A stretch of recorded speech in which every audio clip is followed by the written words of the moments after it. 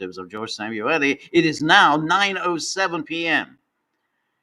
in Budapest, Hungary, where I need hardly say the days are getting brutally short, and lights are being switched on middle of the afternoon as we all sit waiting in anticipation for the dreary, dismal, depressing, everlasting months of fall and winter. All that is just simply laid on. However, having got this dismal forecast out of the way, let me welcome everybody who has joined me. So this is very nice. Ivan Grozny says, "What's up, George? How have you been?" Well, I think I've given the lowdown of how I've been. But thank you for inquiring. So obviously the big story is the events of the past couple of days, and in particular that extraordinary meeting in the White House where you had all the leading figures from Europe, and then you had from NATO, and from Ursula von der Leyen, who's the president of the European Commission, all descended on Washington to make sure that Donald Trump does not bully President Zelensky, and that Donald Trump commits himself to, well, that's interesting. What was it that they wanted him to Trump to commit himself? I think the key commitment that they wanted from Trump was that he would be willing to provide the robust security guarantees. That's what it's about, the security guarantees. So that's the key thing here. And that was much more important to the European worthies than the final, or at least the border settlements that would have to be made in Ukraine, because that commitment. Sorry, I just got to read something out here. So Mikey says George tweeted that Trump should have invited Orban and Fico to the White House gathering. Reports say Budapest is being considered as the venue for the envisaged trilateral. So maybe, George, your idea could happen. I don't know. Or maybe maybe you would go. I mean, the relations between Ukraine and Hungary are somewhat fraught, to say the least. I mean, just yesterday, the Hungarian foreign minister complained, with some justice, that Ukraine is targeting the Druzhba oil pipeline. And as a result, no oil is flowing in from Ukraine into Hungary. And Ukraine has been repeatedly targeting the Druzhba pipeline. It's one of those things that's actually the peculiarity of the sanctions regime is that Hungary and Slovakia and the Czech Republic, who received their oil from Russia, were given a special dispensation from the sanctions regime. So a sanctions regime that the EU imposed very early on Russia was that that the EU would forego oil from Russia, but there was a caveat that only applied to those EU countries who receive their oil by the sea. If you receive your oil by pipeline, then you could go on importing your oil from Russia, and so that applied to Hungary and Slovakia. However, Hungary is basically rightly be complaining that that Ukraine continues to interrupt the oil supplies by bombing the Druzhba pumping stations. So it makes it very difficult for Hungary to go on receiving its oil. And the problem for Hungary and Slovakia is that their oil refineries are geared towards refining Russian crude. It's not that easy to adapt them to refine any other crude oil, and the expense of getting their oil by sea through Croatia simply be just beyond the powers of Hungary to afford. Hungary just couldn't afford to do that any more than Hungary can transform its oil refineries to take crude from any other country but Russia. So when Ukraine attacks the Druzhba pipeline, it really does piss the Hungarians off. I mean, that's on top of all the other aggravations that have gone on between Hungary and Ukraine over the past few months, involving the beating death of a Hungarian from Transcarpathia who didn't want to be inducted into the army, the mutual accusations of spying, and the mutual expulsions of diplomats. So I don't think Ukraine would particularly agree to a summit with Russia in Budapest. It might happen. I mean, I think Orban would probably say yes, because Orban just simply would be ready to do anything to bring about peace. So if that was the proposal to have the summit in Hungary, I think he'd go for it. I don't know whether Zelensky would go for it, but I also have my doubts, and maybe I'm wrong about that, but I have my doubts that there will be a summit between Putin and Zelensky. I mean, it's possible that the Russians and Ukrainians will meet, and at a more senior level than the meetings that have taken place in Istanbul. But I don't think there'll be a meeting at presidential level. Um, so, and but anyway, I want to just show a little bit from the meeting um, in at the White House yesterday, and one of the most interesting moments was when Chancellor Friedrich Merz, the Bundeskanzler aus Deutschland, he was speaking, and he was particularly insistent on this point about the ceasefire.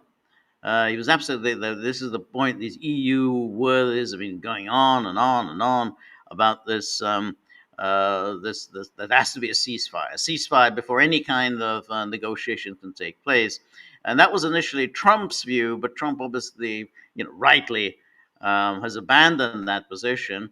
And Trump has correctly now adopted the view that you don't need a ceasefire as a condition for peace talks. In fact, in almost all cases in history, the peace talks have gone on while fighting continued. I mean, it's in fact, having a ceasefire in the absence of any kind of negotiations is completely pointless, and the ceasefires are just exploited by one side or another to strengthen that side's position.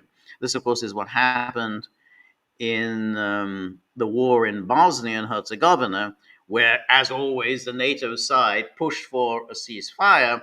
And then, of course, they did no negotiations during that ceasefire, but used that time to prepare Croatia for the offensive against the Serb, Operation Storm, and used that time to prepare the Muslims for their offensive, which was launched also in the summer of 1995.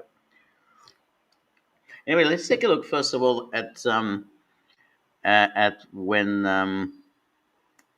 Bundeskanzler Merz was about to speak. Well, first, let's listen to Ursula von der Leyen. So here it is. So first of all, here's Rutte, the unspeakable Rutte, the Secretary General of NATO, speaking. If we play this well, we could end this. And we have to end this. We have to stop the killing. We have to stop the destruction of Ukraine's infrastructure. It is a terrible war. So I'm really excited. And let's make the best out of today and make sure that from today onwards, we get this thing to an end as soon as possible. I really want to thank you for your leadership, what you are doing for Lodemir, but of course also all the European colleagues. It is really crucial. And the fact that you have said I'm willing to participate in the security guarantees is a big step. It's really a breakthrough, and it makes all the difference. So also thank you for that. Well, NATO also has agreed from 2% to 5%, which is something that is a massive amount of money. And it's 2% that wasn't always paid to 5% that is paid. That's a big difference. And so we appreciate that. That was a great move. Thank you very much. Ursula, maybe on behalf of the Commission, you could say a couple of words. Thank you very much. It's a pleasure to be here. It's a very important moment.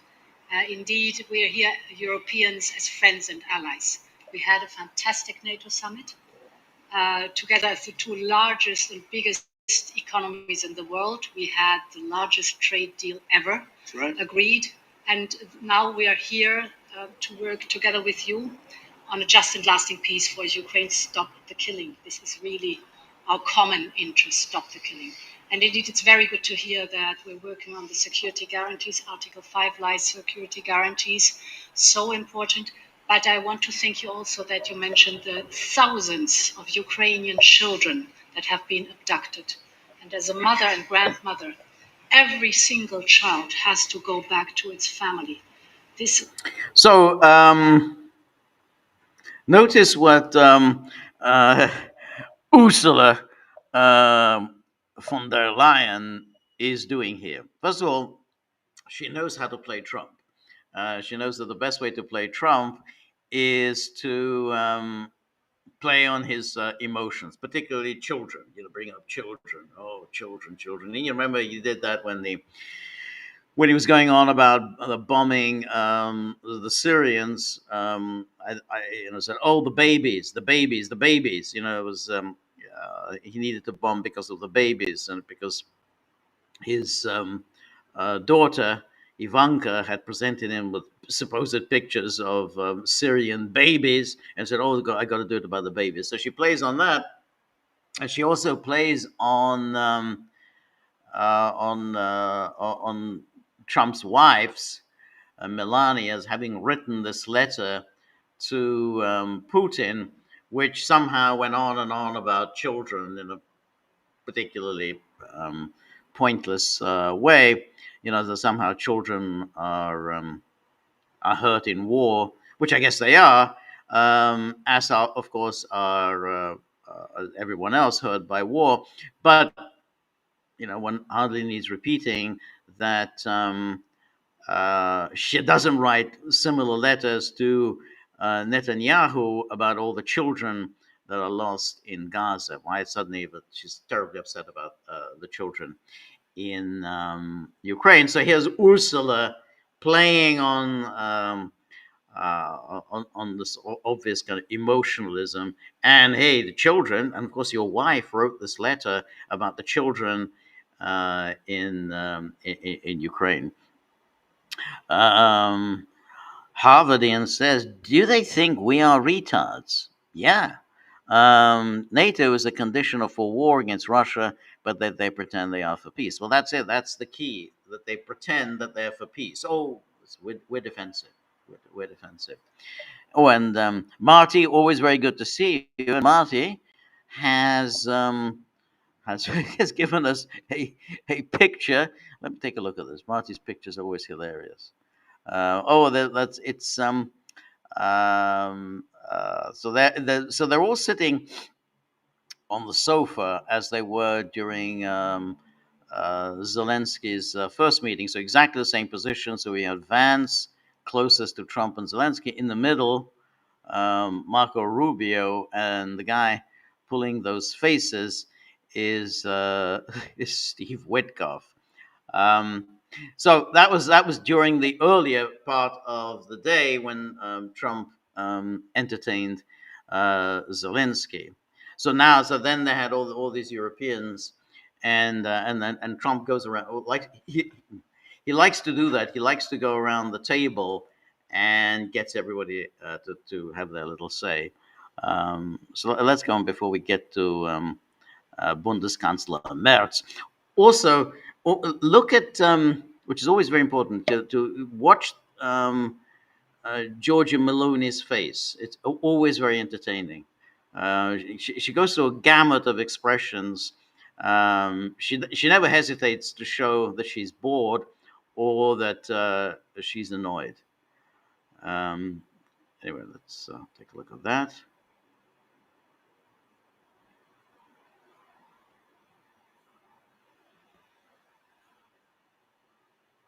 Should be one of our main priorities also in these negotiations, to make sure that the children come back to Ukraine, to their families. Thank you. And we did. I was just thinking we're here for a different reason, but we just a couple of weeks ago made the largest trade deal in history. So that's a big thing, and congratulations. So she goes on about children. Yeah, we just made the largest trade deal in history. So congratulations. So this, classic Trump segues into some totally different subject. That's great. Thank you very much. Mr. Chancellor from Germany, a very great leader. Mr. President, I love this. He's a very, very great leader.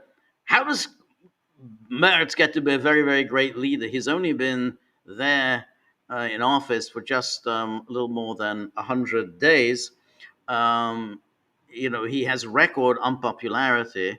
The Alternative for Deutschland is now the number one party in Germany. Now, he does have one characteristic that I think Trump probably respects and admires. He's very tall. And I think Trump likes tall people. I mean, he does have a particular fondness for height. And his son is, I don't know, whatever he's, I don't know, 6'9", 6'10", or whatever. But that always appeals to Trump, height. And Merz is taller than everybody else. Okay, let's listen to Merz. Donald, many thanks for having us today.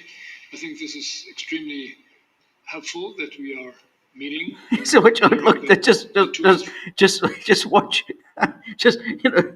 watch Maloney. It's very elegant. She just rolls her eyes, lifts her head, and stares at the ceiling.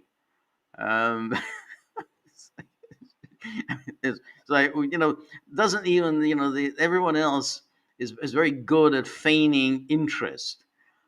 She doesn't have any of that ability of feigning interest. You are having such a good meeting today here in Washington. The next steps ahead are the more complicated ones now. The path is open. You opened it last Friday.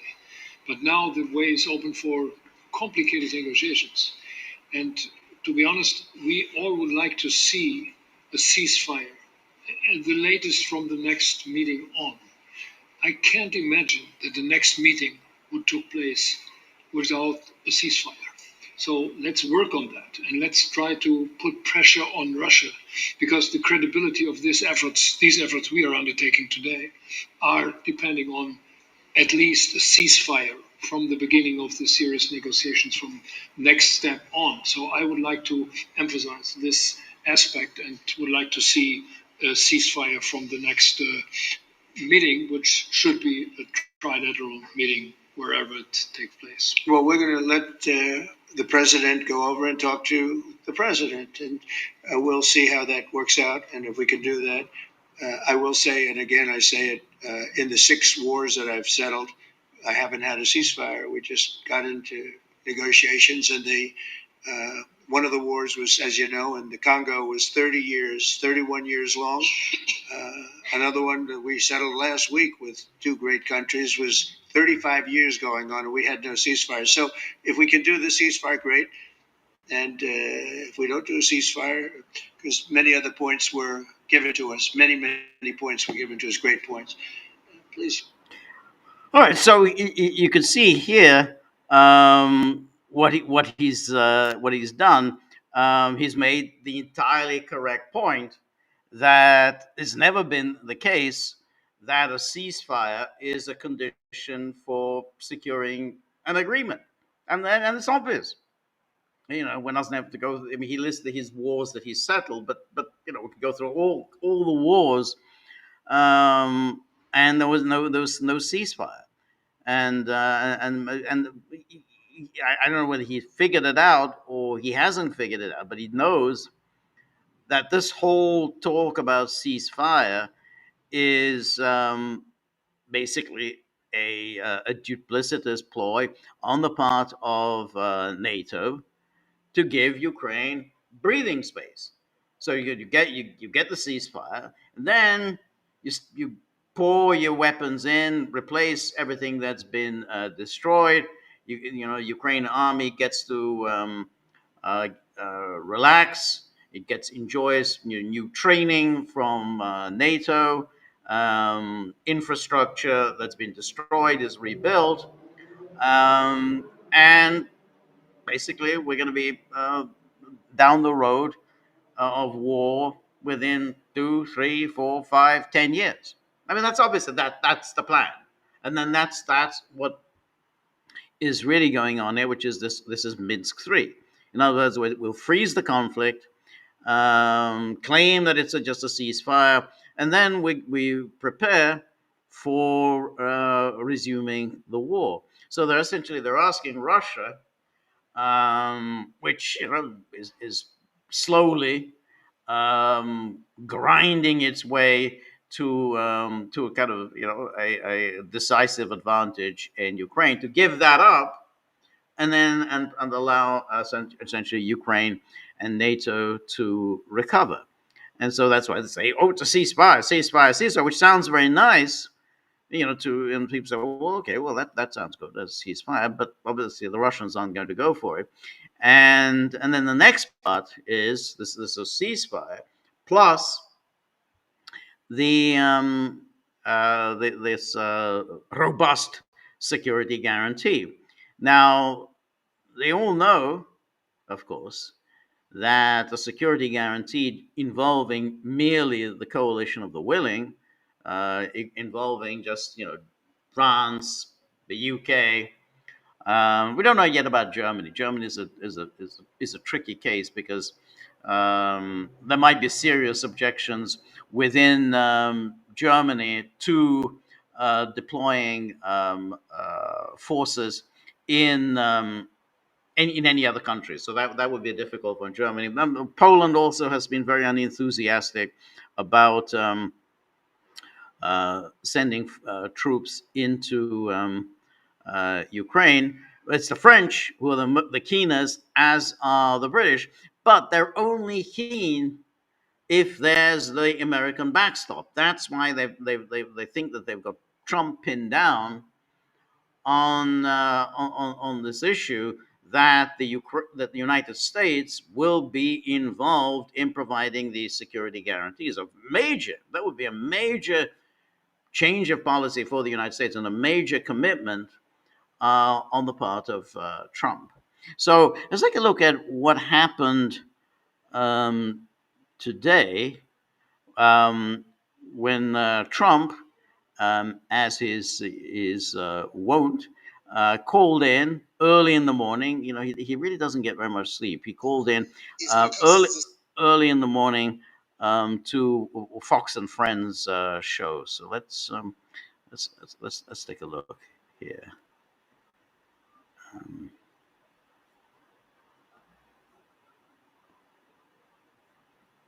So he's just calling in. It's just audio of Trump. Security guarantees. I know President Putin said no NATO, and you said, you know, we're just going to take that off the table. But you did get President Putin to agree to NATO-like protections. So tell us about that. What does that entail? Well, the war really started over NATO and Crimea.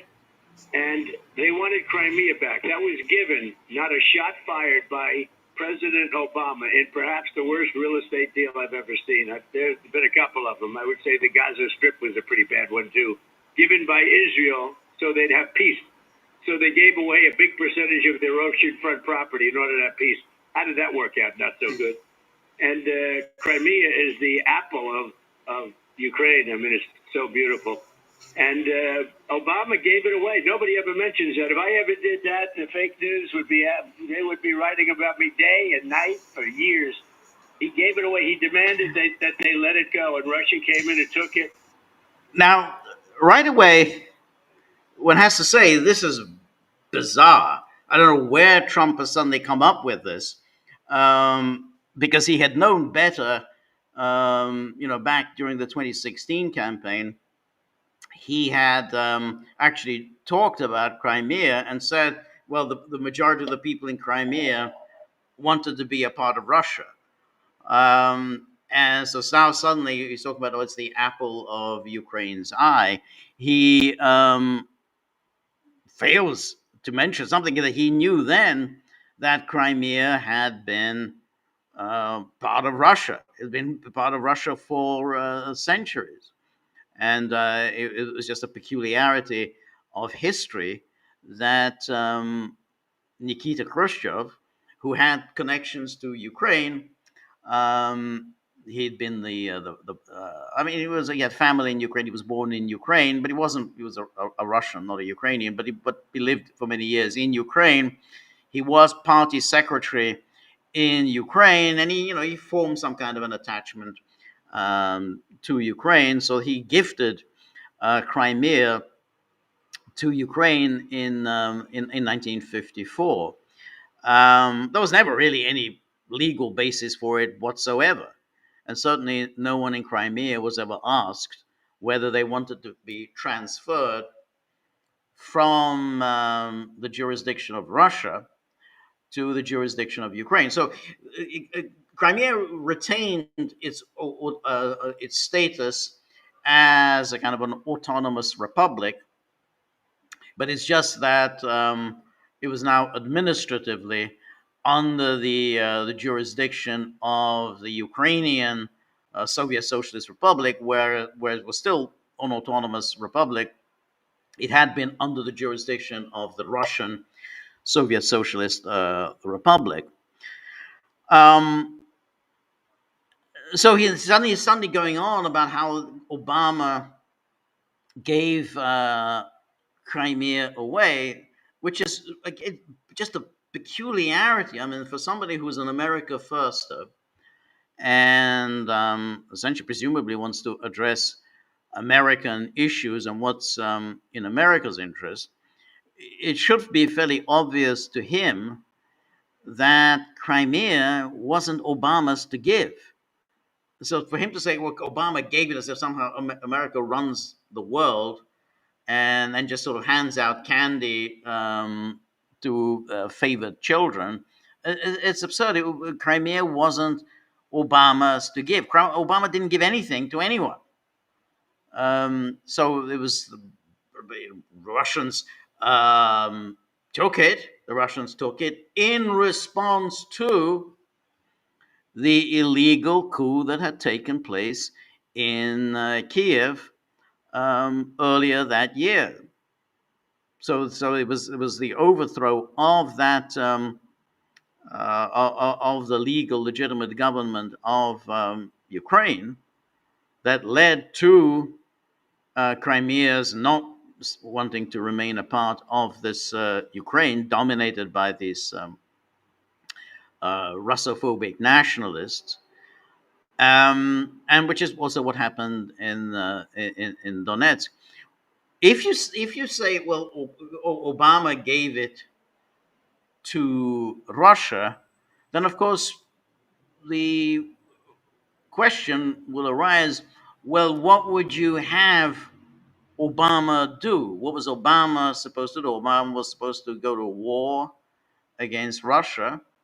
They say, oh, we should impose sanctions. Well, they did impose sanctions. I mean, that was done. That was the worst sanctions imposed after um, the basically the Russian takeover of Crimea. So there was sanctions, but he wasn't. Obama decided, and in fact, everybody decided that they were not going to go to war for Crimea. So suddenly he's got this thing about Crimea as being in his bonnet, that this was the apple of Ukraine's eye, and Obama gave it to him. Now, I dare say Trump thinks that he's being very clever here.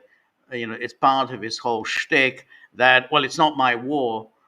This whole thing isn't my war, and that it was somehow Obama's war because by Obama giving Crimea away, he was that was really that was the key event that precipitated the war. So I think he thinks that he's going to blame Obama, but it's kind of silly. I mean, Crimea was not Obama's to give to anyone.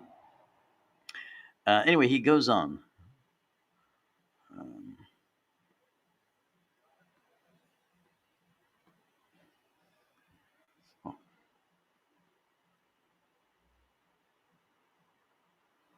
I just took it like from a candy from a baby. And it was really Obama's, that was pure and simple, Obama's fault. What a terrible thing he did to that country. And so they lost their heart. They lost the heart and soul of the Ukraine. Crimea is the heart and soul of Ukraine? I mean, it had been a part of Ukraine. As I say, it was an autonomous republic. It remained an autonomous republic after Ukraine independence in 1991. It was an autonomous republic under the jurisdiction of Ukraine. But only since 1954, so basically 60 years, and it was during the time when Ukraine flatly refused the Crimeans to have a referendum on whether they wanted to remain under the jurisdiction of Ukraine. And not only did the Ukraine refuse to hold referendums, it threatened the use of force should any referendum be held. So it was sudden. Now it's the heart and soul of Ukraine. You kind of wonder who's providing him with this bizarre history, which again is contrary to what he was saying in 2016. 15 years ago, whatever it might be. And it was so unnecessary to do that. And that's when it really began, when Obama gave it away. And then you had a lot of other events, but you have, tremendous hostility. The people of Ukraine were mortified when that took place. That really began a lot of hatred when they gave it. And the people of Ukraine were mortified? They didn't have to. Not a shot was fired. They just took over the most valuable piece and the biggest piece in the sense of, and surrounded on four sides by ocean, just a little passage to get you back onto the mainland. The most beautiful piece of property you've ever seen as a real estate developer. I look at it, I said, why the heck did he do that to them? And so there's great hostility, and maybe rightfully so. But one thing was NATO. They went in. They said, "We want you. We want to get Crimea back." This was at the beginning, Now, Putin, in all fairness to him, he made a good deal. He got it from Obama.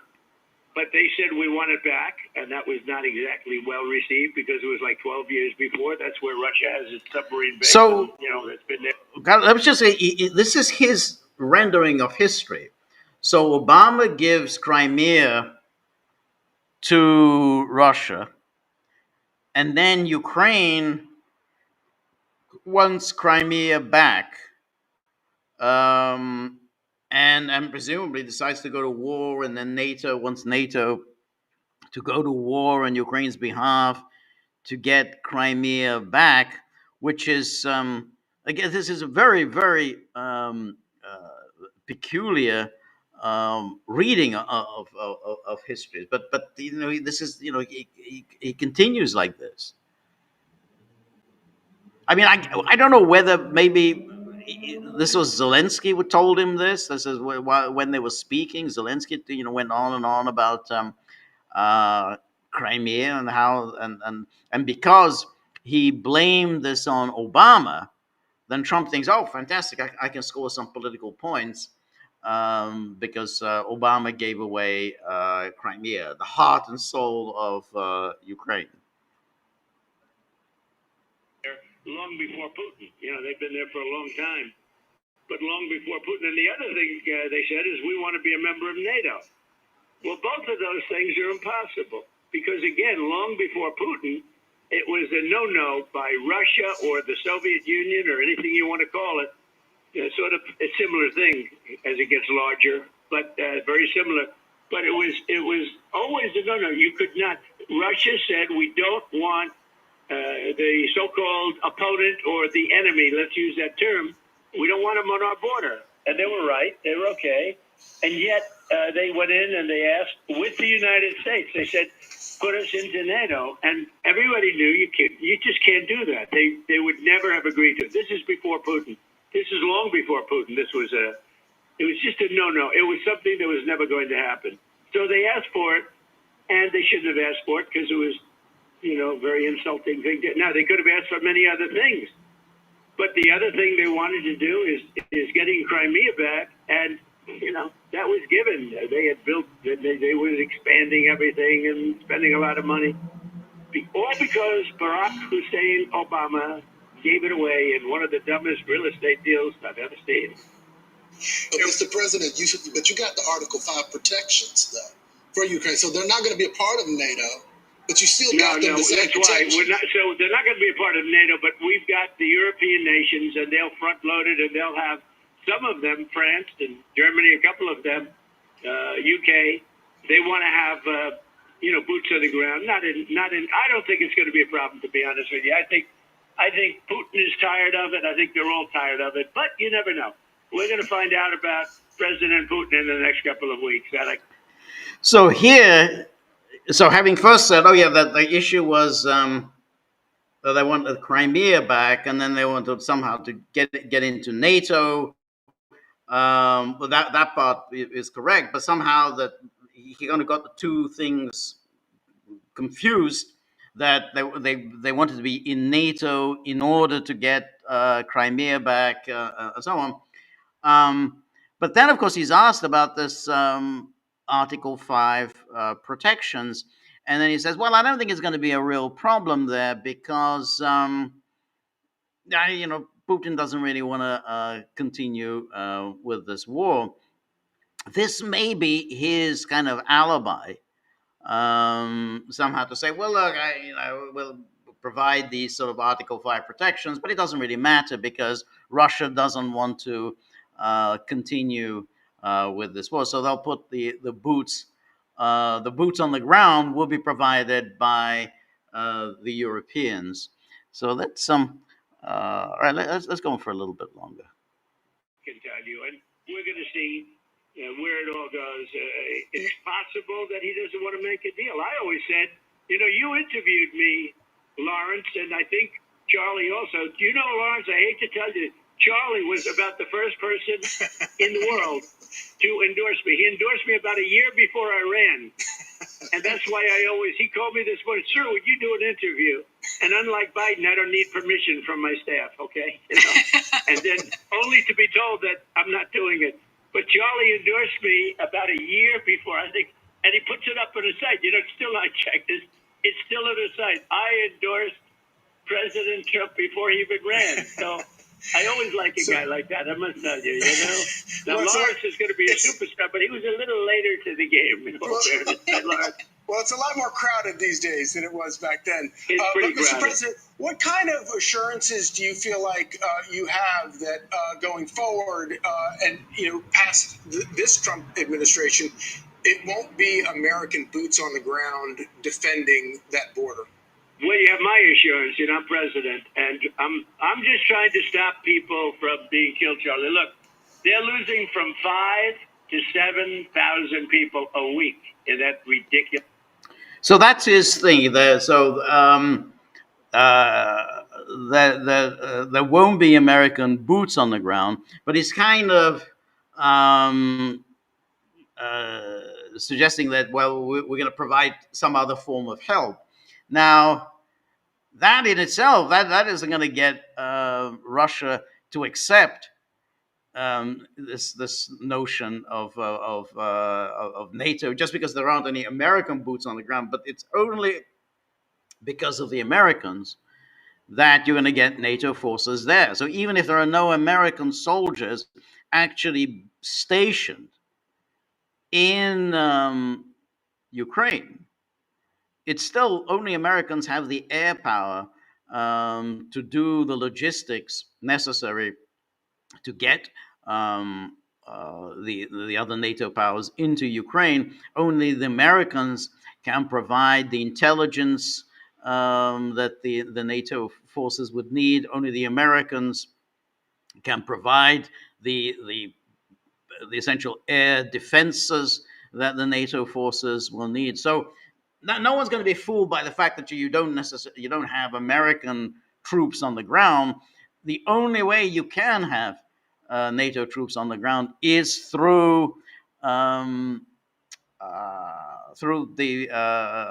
American backup, as Keir Starmer said. So that was that was Trump today, and then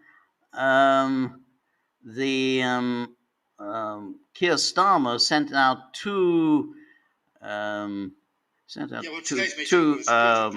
videos. So let's take a look at Starmer's two videos, because that's where he basically outlines the claim that the United States is. So Marty, I see, asks, where was Kaya Kallas? Very interesting. She wasn't invited, which is quite interesting because she is the foreign minister, so to speak, of the EU, but she wasn't there, and she's been obviously sounding off. So now, why she wasn't there, I don't know. Maybe she wanted to be there. Trump refused to have her there. Also not there was Poland, and that I find quite surprising, because if you have the UK, France, Italy, Germany, they're obviously the big, the big powers in Europe.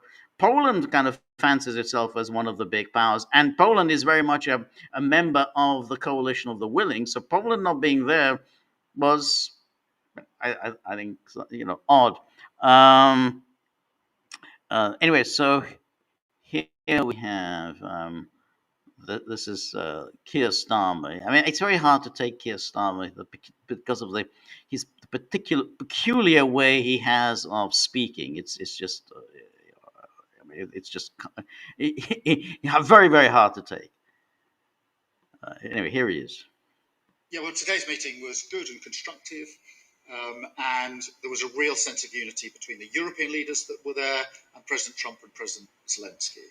And we had two material outcomes. The first, on the question of security guarantees, was the agreement that the coalition of willing countries, that's 30 countries already working together on security guarantees, will now work with the US on those guarantees, coordinating, and we have already commissioned our teams to do the detailed further work on that. That's really important for security in Ukraine, for security in Europe, and for security in the United Kingdom. The other material outcome was the agreement that will now be a bilateral agreement between President Putin and President Zelensky. That was after a phone call between President Trump and President Putin during the course of this afternoon, followed by a trilateral, which will then add in President Trump. So back at the British Embassy now after a long day, but a good day and a productive day, because both of the outcomes that we, the United Kingdom, most wanted, we've moved forward in a material way. And there was a real sense of unity between the European leaders that were here today and President Trump and President Zelensky. And two big outcomes, a breakthrough when it comes to security guarantees, with now the coalition of willing countries, that's the 30 or so countries that we've been coordinating for some months on security guarantees, now working with the US at pace to work up those security guarantees. These guarantees will ensure that if there is a peace, if there is a deal, then we hold to it and there isn't further conflict. So really important for Ukraine, really important for Europe, and really important for the United Kingdom as well. That's why it was an outcome we really wanted to achieve today. The second is that there will now be a bilateral meeting between President Putin and President Zelensky after a phone call by President Trump during the course of this afternoon to President Putin, followed by a trilateral meeting with President Trump as well. Now that's really important because it's a real recognition of the principle that no decisions about Ukraine can be taken without Ukraine. Ukraine must be at the table. So whether it's territorial issues, whether it's prisoners, whether it's the missing children, a really important step forward there. Now, these were both the outcomes that we planned for and wanted from today. Because there was that sense of unity, we're able to make real progress. President Macron, Let me. So now let's just go through this, because he says to us, well, that there's going to be this meeting between Putin and Zelensky. That certainly hasn't been arranged. We're far from there actually being an agreement that there will be such a meeting. The security guarantee, as we saw from Trump's interview with Fox and Friends, it's far from clear that he has a clear idea of what he means by the security guarantee. And the other thing that's very important to keep in mind here is, and this is actually very important, because you can have security guarantees for Ukraine, and that would involve NATO powers, but only if Russia was also involved as one of the security guarantors. What they're talking about is essentially a security guarantee issued by the NATO powers. Well, that would mean that Ukraine would be a de facto member of NATO, and then it would, in fact, you would have Article 5 guarantee provided to Ukraine, which isn't even a member of NATO. So it's a wonderful gig for Ukraine. Ukraine doesn't get any of the responsibilities of being a member of NATO, but it gets free of charge a NATO-like security guarantee. Now that is obviously unacceptable to Russia, but you could have security guarantees that involve Russia, in which a number of powers commit themselves to the security of Ukraine and to Ukraine's neutrality. And there are plenty of historical models for that.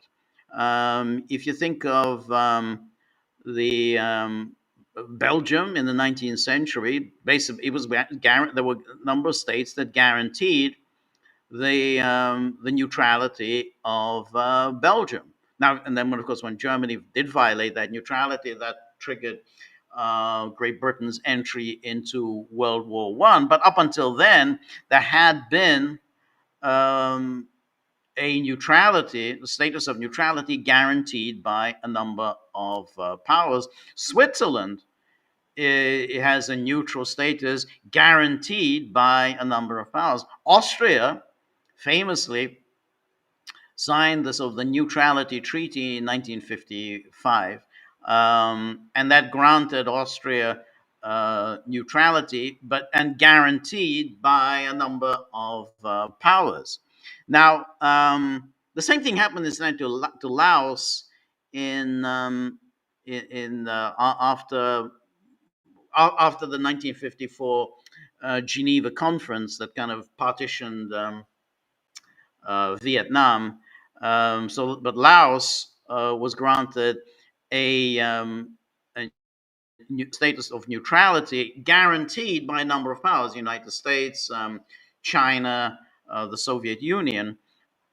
So if we talk in those terms, then you could have security guarantees. You could have a number of powers that would guarantee the security of Ukraine, as long as part of that security guarantee was the commitment by Ukraine and everybody else that Ukraine would be a neutral state, which would be absolutely in accordance with Ukraine's declaration of state sovereignty in 1990. Ukraine promised that it would be a neutral power, would not join any military alliances, would not allow nuclear weapons on its territory, and that would work. So if you can think in those terms, then it would work. Now, of course, why this whole thing is so dishonest is that the NATO powers have absolutely no interest in any of that. What they want is to turn Ukraine into a de facto NATO power, into a deeply hostile, antagonistic power towards Russia. And so they would have essentially a NATO satellite state bordering Russia that at any time could restart a war. Because of course, if they're talking about, territorial, whatever, we might accept Russia's occupying territories, and so we'll accept it de facto and whatever. But that just means that if you don't accept the territorial changes, and you're a de facto member of NATO, and you remain deeply hostile towards Russia, then it's guaranteed that the war will be restarted within a few years. That's guaranteed. And that's, of course, what NATO is talking about. So if one talks about security guarantees, there are ways to have security guarantees, but then you would have to involve Russia in it, you'd have to involve China, and there are models, as I said, the model of Austria, the model of Switzerland, the model of Laos, when a number of great powers guarantee neutrality. That isn't what they're talking about. And so when Putin himself in Anchorage did bring up security guarantees for Ukraine, he said, yeah, we support security guarantees for Ukraine, but they're now deliberately misinterpreting what he meant by security guarantees. And they said, Putin has accepted Article 5 guarantees to Ukraine. There's no way. Putin's not going to accept anything like that. That would be a complete loss for Russia. I mean, then, basically, Russia will have lost the war. Ukraine will have won the war. NATO will have won the war, and Russia will have lost. No question. So let's now take a look. It's very hard to do. At Macron, who gave a lengthy interview to NBC. And look at the face, the reverential look on the face of Kirsten Walker. She never looks like that when she's interviewing Trump. But look at the worshipful face with which she interviews Macron. And we really appreciate it. Thank you. I'm very happy to have the opportunity to speak with you. We are honored to have you here to speak with us. We are look at this. We are honored to have you here to speak with us. Oh, give me a break. I mean, no, the honor is mine. No, it's mine. Anyway. Take me inside your meeting at the White House today, those high stakes talks. Are you now closer to reaching a peace deal between Russia and Ukraine? Look, I do hope, and I really believe it was an important meeting at the White House this 18th of August with President Zelensky, President Trump, and a series of European leaders here. All of us, we want peace. All of us, from day one. And this is very important. Second, all of us are very clear that we want to stop the killings as soon as possible. You can call it a ceasefire, you can call it a truce, an armistice, but we want to stop these killings. Number three, all of us, we are clear about the fact that we want a robust and long-standing peace, which means no peace without what we call security guarantees. Why? Because we want to preserve Ukraine from risk of new aggression after this peace. And we want to contain Russia as an aggressive power vis-à-vis the rest of Europe. So we want to contain Russia as an aggressive power vis-a-vis the rest of Europe. Them strong words. That's bringing back Cold War talk. Hard to get around, the usual banalities that NATO says. Oh, we're just we're defensive. We're just only interested in peace. We don't have any hostile feelings to anyone. We want to contain Russia as an aggressive power vis-a-vis Europe. That's warlike talk. That's the way Cold War hawks used to talk at the height of the Cold War, which was, we have to contain the Soviet Union as an aggressive power vis-a-vis Europe, vis-a-vis the rest of the world, and whatever. That's how he introduced it, and that's why we're going to have these security guarantees. In other words, we're going to be moving our forces there as part of a containment strategy. Well, Russia's not going to accept that. They're going to accept, the forces of a hostile military alliance on its borders, who are there with a view to containing it. Here are our objectives, and I think we did progress because we converge, all of us, first to work very actively on security guarantees. So from tomorrow, we will work very actively. And, we launched in February this year this coalition of the willing. We have now 30 countries, and we co-share with the UK this coalition. And this coalition will work very actively now with the United States of America, which is a great news, in order to provide, the day we have a peace agreement, these security guarantees together. And second, we decided as well that a bilateral meeting between President Zelensky and President Putin will be organized, and this is the clear outcome of the discussion at the end of our meeting between President Trump and President Putin. And this bilateral meeting will be followed by a trilateral meeting between President Zelensky, President Trump, President Putin.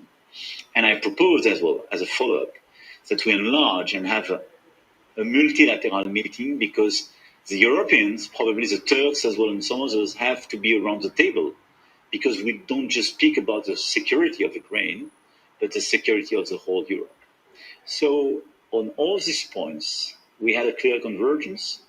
And for me, it was very important today, after the meeting between President Trump and President Putin in Alaska, to have this clear convergence of Europe and Ukraine and the US on these key outcomes. I want to delve into all of those issues. I do have to ask you, President Trump was overheard on a microphone talking to you, and he said, quote, I think he wants to make a deal, meaning Putin. I think he wants to make a deal for me. You understand that? As crazy as it sounds. What went through your head when he said that to you?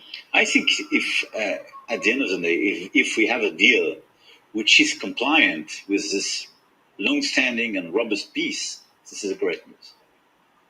And your president indeed is very confident about the capacity he has to get this deal done, which is a good news for all of us and can break this, I would say, this daily killings, which are the responsibility of the Russian aggressor. So All right, so you get the sense of what he's trying to do here. He is essentially advocating a new containment policy. Now, it's very interesting that anyone who's lived through the Cold War will remember the days of détente, and and détente had there were very powerful constituency in many Western countries, certainly in the United States, but everywhere else. There were many who were against détente, but they were not part of the kind of the media establishment. I mean, the kind of the liberal media political establishment favored détente, and what they used to say against those who are against détente, say, well, what's your alternative? If you don't want to sign arms control agreements with the Soviets, if you don't want to hold summits with Brezhnev and whatever, what would you do? Do you want to go to war? Now, of course, they say, well, no, I don't really, those who are against détente never said, oh, no, of course, I don't want to go to war. Because nuclear weapons, we don't want to see the whole world destroyed. So what would you do? Oh, well, I would pursue the containment policy.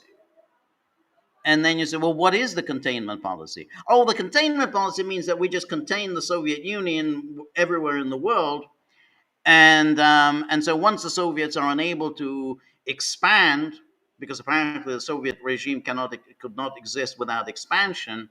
Once the Soviets are unable to expand, the inherent contradictions of the Soviet system will become apparent, and the Soviet system will crumble. So we don't have to go to war. We just simply have to block them everywhere.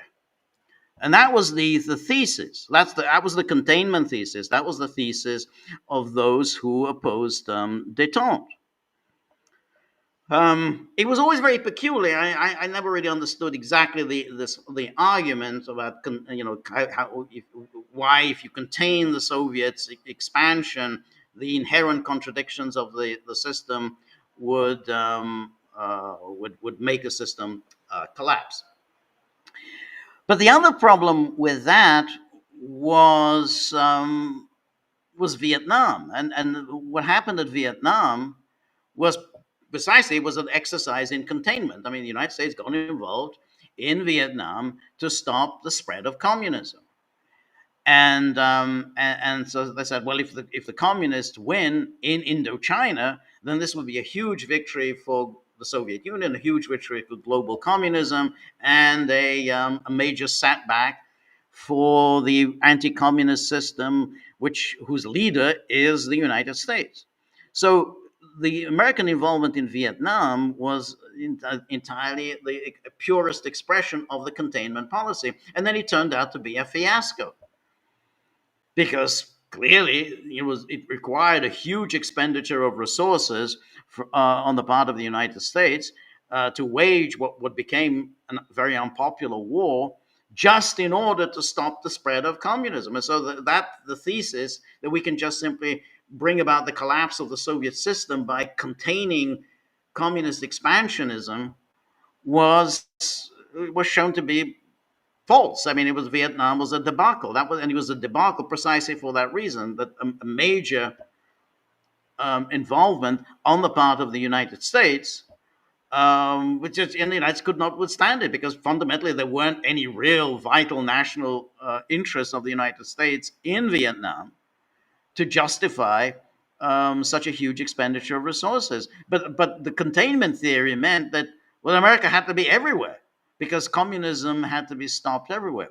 So the reason I'm bringing all this up is that Macron and the rest of them are thinking in those terms. We have to contain Russia, and we have to contain it everywhere. So he was wherever you go, you have to contain Russian expansionism, and that, that's is the whole thesis. But what is odd about it, why is that what Macron in some ways kind of represents the sort of the left liberal establishment. He speaks for Starmer, he speaks for the Democratic Party in the United States, he speaks for the Sorosites.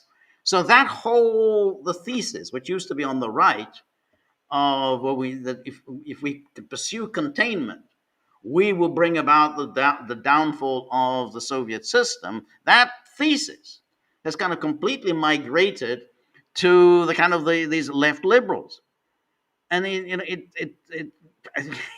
it's no more plausible now than it was then, because they're not going to bring about the downfall of Russia, and the Russians regard this as, and Trump sort of has vague ideas that regard NATO expansion and the presence of NATO forces in Ukraine as an existential matter for them. It's not an existential matter for the West. So in exactly the same way that Vietnam turned out to be a debacle because, for the Vietnamese, or at least the North Vietnamese or Viet Cong or whatever, yeah, it was a big deal for them. It wasn't a big deal for the Americans. And so once the casualties started mounting, and once victory became more and more elusive, the war became more and more unpopular, and America just had to say, well, we're out of here. I mean, this doesn't make any sense to continue fighting this war forever. So something very similar is happening now. So Macron is just talking absolute balls, and yet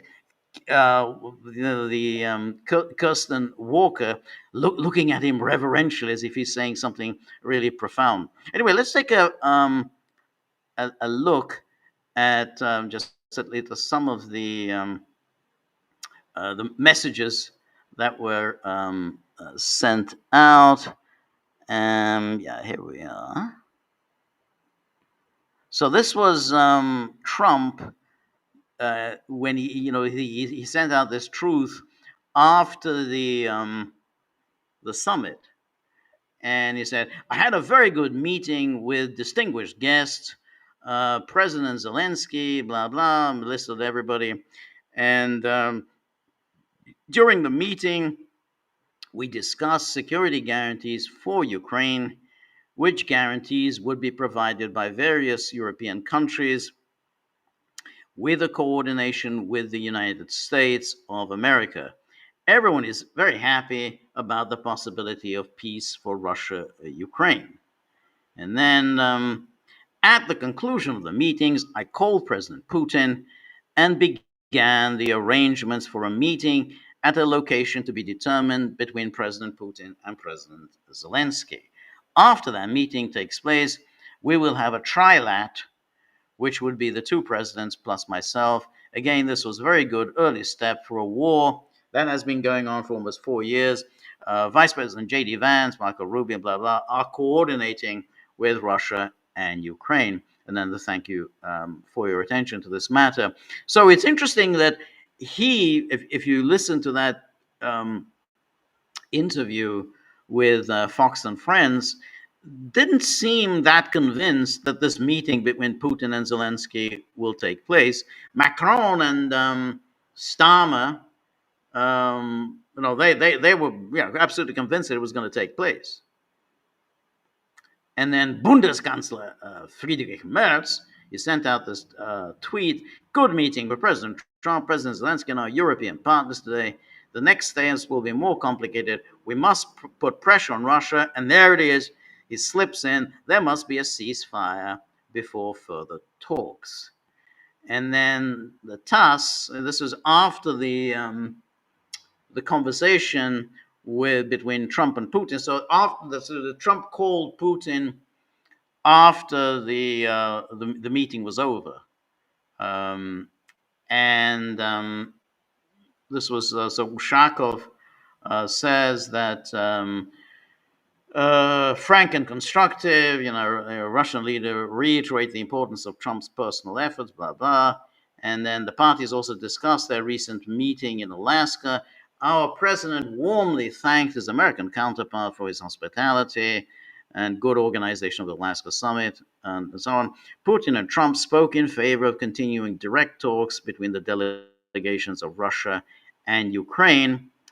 And then they considered the idea of they discussed the idea of considering the possibility of increasing the level of the Russian and Ukrainian representatives involved in the direct talks. So increasing the level, and thus raising the level, means more senior officials from each side.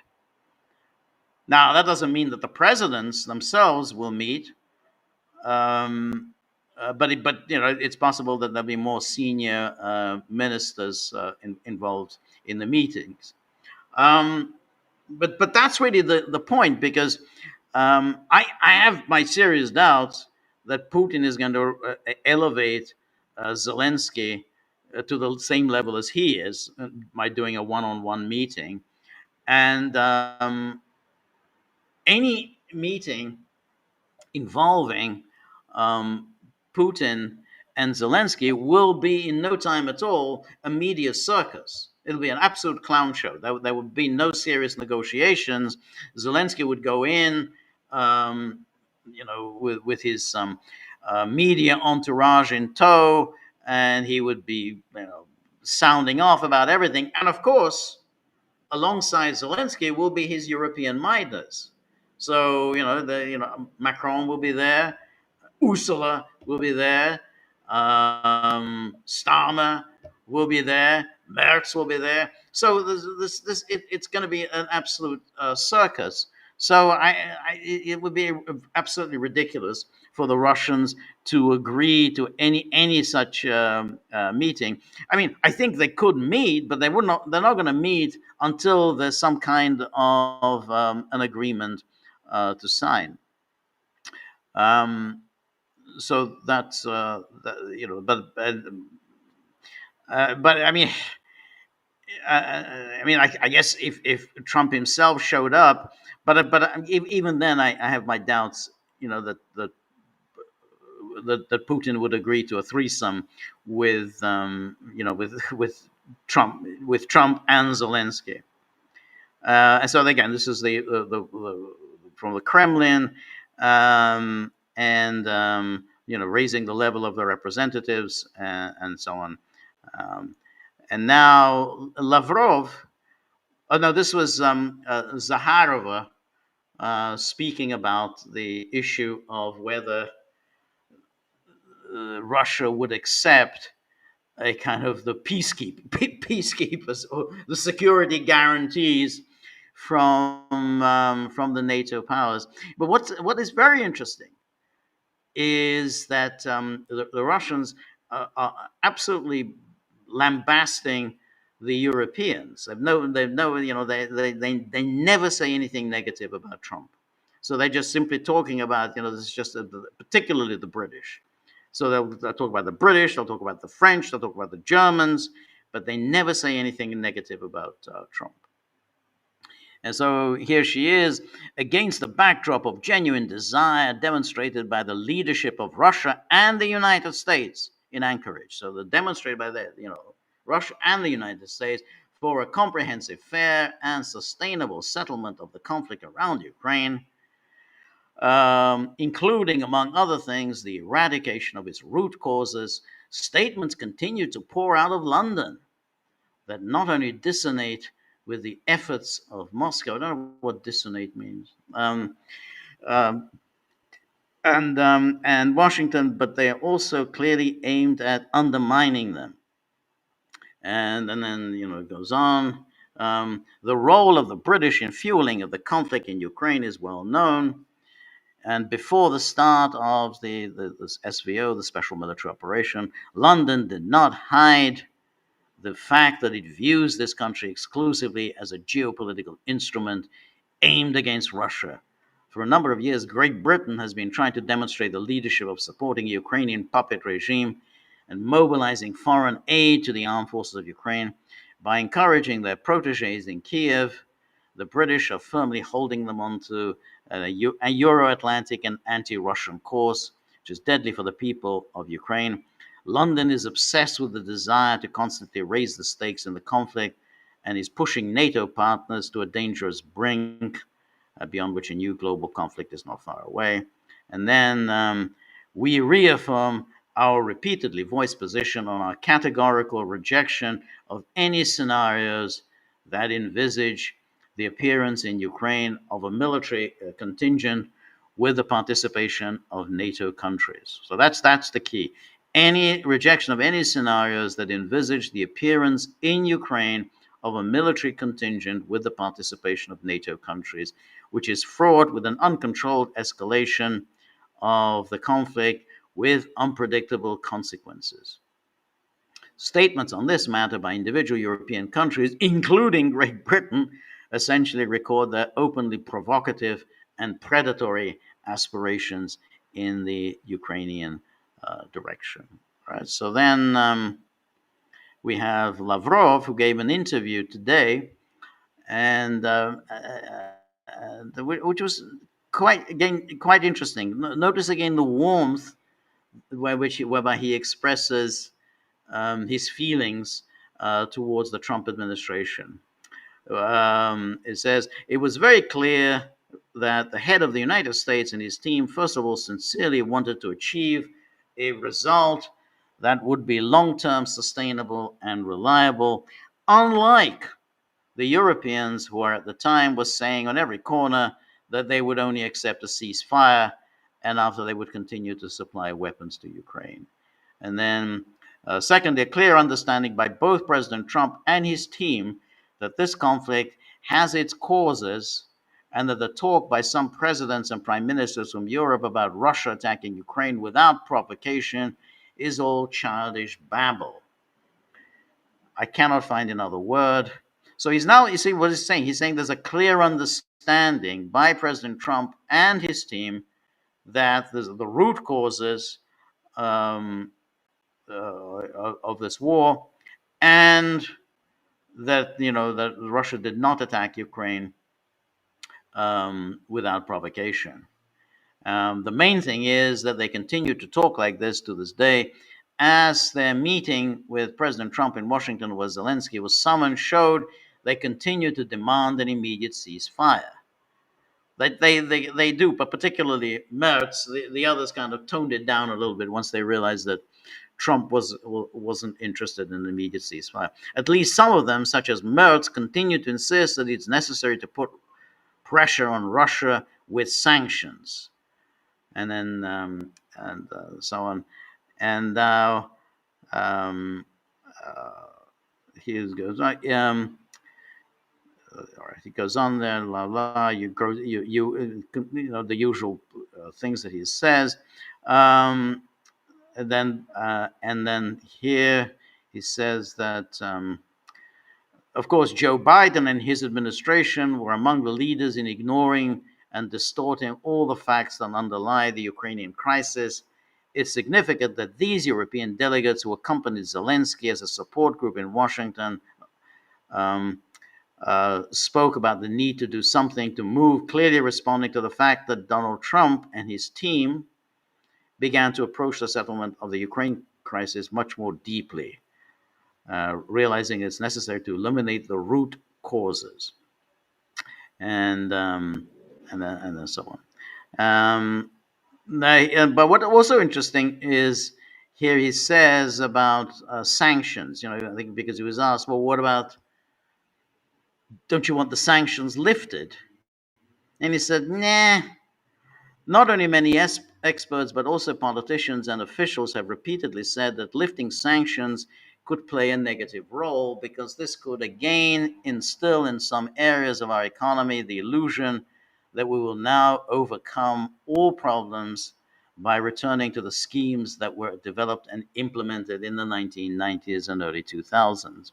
So basically, many believe that this will cross out the achievements that we have now achieved and that we now have in the area of strengthening our technological sovereignty and the need for our technologies and so on. So saying, nah, we're not interested in lifting of sanctions. And so that so that was like it continued. Now, what's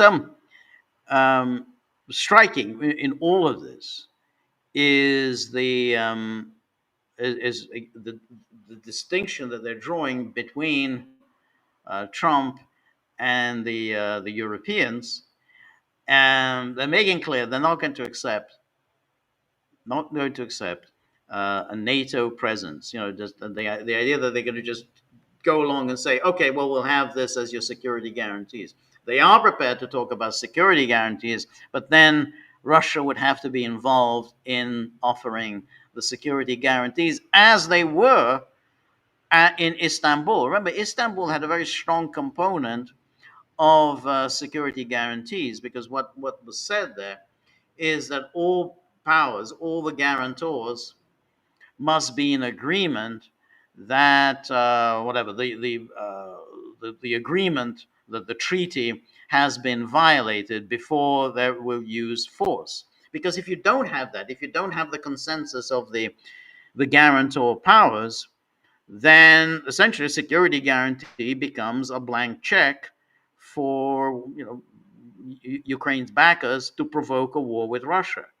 And that's the point about this whole Article 5 nonsense, is that, well, how do we provoke a war with Russia? And clearly that's not the meaning of the security guarantee. All right, let's take a look at our locals board, where the Gagglers pose their question and make sure that the dogs are fed and kept intact, because the dogs do a lot of work. They do some serious you know serious investigative work, and so I always appreciate the Gagglers who try to help the dogs out. So let's go to our our first question. And here we have Marty. Yes, no. So Marty poses, says it's not yet dark, but it's getting there. Yeah, well, it's getting very dark. So Marty has the photo of the European leaders and NATO all sitting in a kind of semicircle around Trump's desk. And all as if they're sitting there. He's the boss. The boss has summoned everyone into his office, and he's basically reading out from the memo, saying, "You've all performed very unsatisfactorily. I don't think you'll be getting a Christmas bonus this year." The picture is also interesting again by looking at Maloney. Maloney looks very unhappy, and she's got her arms crossed, which is always a quite aggressive, hostile stance. To sit or stand with your arms crossed. And where's I'm trying to see. Maybe Starmer's not in this picture, so Starmer must be. I guess he's somewhere. The photograph didn't. The cameraman wasn't far enough to get him in. But so there's Rutte, and there's Stubb, the Finn, who's who manages to get into all these things. So Stubb, the Finn, is there, and so Stubb, incidentally, is kind of interesting because he during the when Trump was going around the table asking all of the gatherers, to make a little statement, Stubb naturally brought up the Winter War of 1939, 1940. So, we know about the Russians. Look at the Winter War. The Finns have been getting away with this nonsense for years and years, but somehow that they were unfairly set upon. You have to keep in mind, Finland had been a part of the Russian Empire, and so it did declare independence in I think it was December 1917.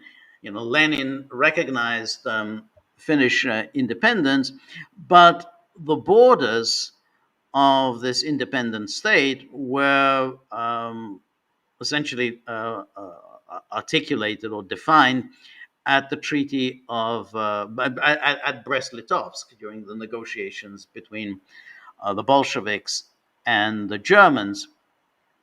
Now, though there was nothing sacrosanct about those borders.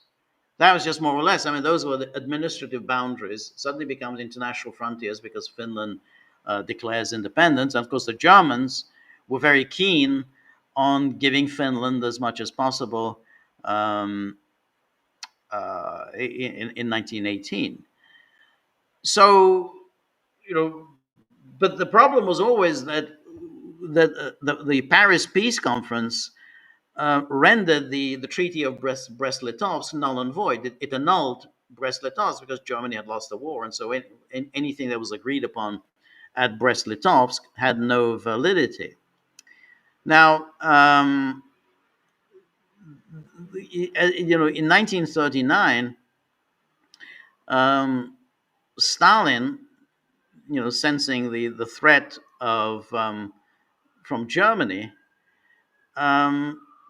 decided he had to address the serious problem posed by Finland, because Finland was run by a very hostile, regime, very hostile towards the Soviet Union. It was a very right wing, maybe even fascist regime in Finland. And the Finnish border, as came out from Brest-Litovsk, which just stayed there, but the Finnish border really was just a few miles from Leningrad, and so given that Stalin was expecting an onslaught from Germany, said, well, we want this additional territory. We want some of the islands in the Gulf of Finland, but we also want this the Karelian isthmus to be pushed westward, so we would have some security for Leningrad. But in exchange, Stalin offered territory of the Soviet Union. So the Soviet Karelia, he said that we take some of the Karelian isthmus, we add that to the Soviet Union, so that gives us a little bit more depth in defense. But in exchange, we will give you twice as much territory from Soviet Karelia. And this was a reasonable offer, because, as I say, there really was nothing sacrosanct about Finland's borders. Finns said absolutely not. They refused, and so that started the war. Finland lost the war and had to cede the territory, and actually a little bit more of the territory from what Stalin offered. Now, when in June 1941, when Hitler attacked the Soviet Union, of course the Finns joined in the attack, and of course particularly they joined in the attack on Leningrad. I mean, they were obviously they were very, it's just a few miles from Leningrad. They did exactly that. And as Stalin was wont to say in later years that that territory that they got, that that which gave them a little more defense in depth from the Karelian Isthmus, that saved Leningrad in 1941. But nonetheless, the Finns did join in this attack by Hitler. Now, Finland was, of course, defeated, and in I can't remember what month, sometime late in 1944, Finland essentially had to sue for peace. It ceded the territories permanently, all the territories that it had lost as a result of the war, the Winter War, and then but everything else was left alone. So Stalin never demanded a communist regime in Finland. And then in 1948, they signed a treaty which is the one that enshrined Finnish neutrality, that Finland would not join in any kind of a hostile military alliance, any alliance hostile to the Soviet Union, and would not allow anyone to use Finland as a station in order to attack the Soviet Union. So they signed that in 1948, and that created that whole thing of Finnish neutrality. But then the Finns kind of abandoned that, and it's very interesting that in I think it was 1992, they signed a new treaty, and this was the ghastliness of the sort of the Gorbachev-Yeltsin years. They didn't really insist on Finland continuing to maintain that neutrality. But what Finland really had it very good during those years, because everybody else, every single one of Soviet neighbors who took part in the attack on the Soviet Union in World War II, they got a communist regime imposed on them. But Finland never, there was never any communist regime imposed on Finland. So Finland was allowed to maintain its kind of autonomy domestically. Has its own political system, no communism. The only thing that was expected from the Finns was that they would obviously accept as permanent the territorial losses, and would not join in any hostile military alliance. But the Finns now are part of a hostile military alliance. So Stubb showing up there and going on about the Winter War, and nobody pipes up and said, yeah, but Finland took part in the invasion of the Soviet Union. You took part in the siege of Leningrad. It's I don't know, every time I just see that, it just sort of think, well, it's very interesting the way Finland kind of gets away with this, and and brings up its supposed heroism in the Winter War, when in reality, it was the Soviets were dealing with a real problem on their hands. The Finnish border was really just a few miles away from Leningrad. It was the second city, and obviously that given the imminent attack. The Soviet Union knew that this attack from Germany was coming. They knew that they would go after Leningrad, and they would use Finland, a friendly Finland, as the means to attack the Soviet Union, which of course they did in 1941. NKMRD says, not even the Dutch guy has a small smile on his face. Yes, he usually has a smile. And then Ivan Grozny asks, where do you think the borders are going to end up in Ukraine? What will be the territory swap look like? Is there any chance sanctions get lifted here? Honestly, hard to imagine an Aeroflot New York to Moscow like they used to be. I I don't think sanctions are ever going to be lifted. And as I quoted Lavrov, he and I'm sure he's speaking for you know many Russians who think that it doesn't really matter. It's actually been good for us to have the sanctions. It allowed us to um, become more economically self-sufficient. If they lift the sanctions once again, we will become dependent on the West, and that's just not the way to go. So I don't think the sanctions are going to be lifted. And I don't think the Russians care that much.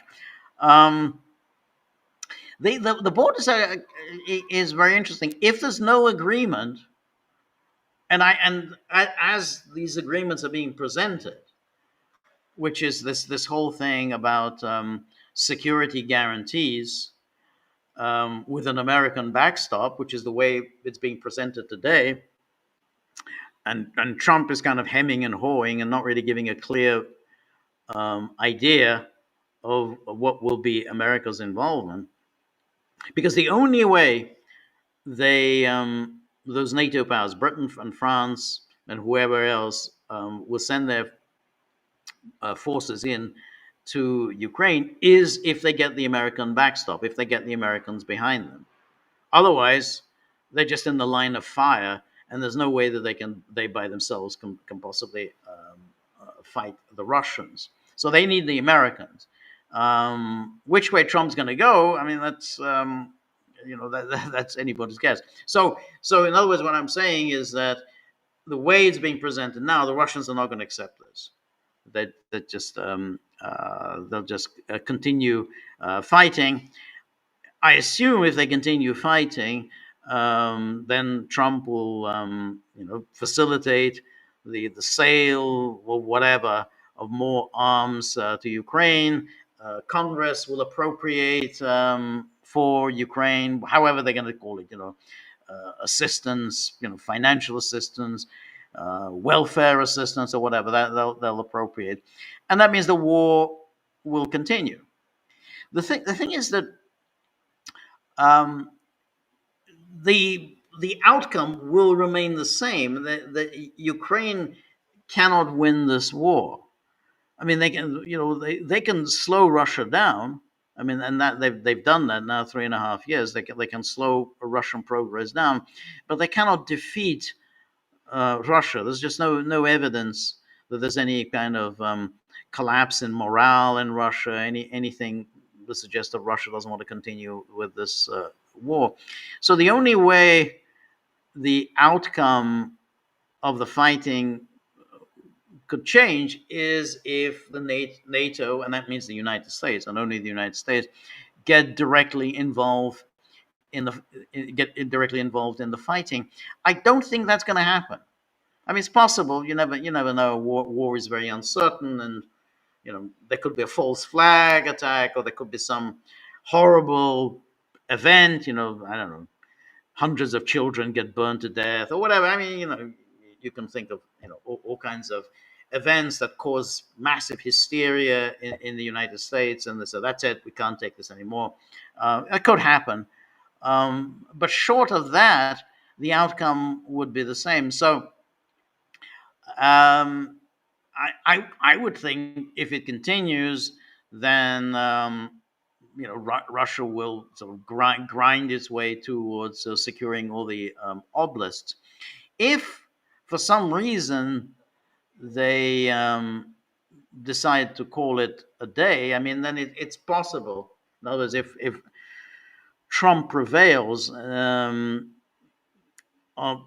least as far as the Donbass is concerned, that it's possible that the Donbass, Donetsk, Lugansk could be transferred directly.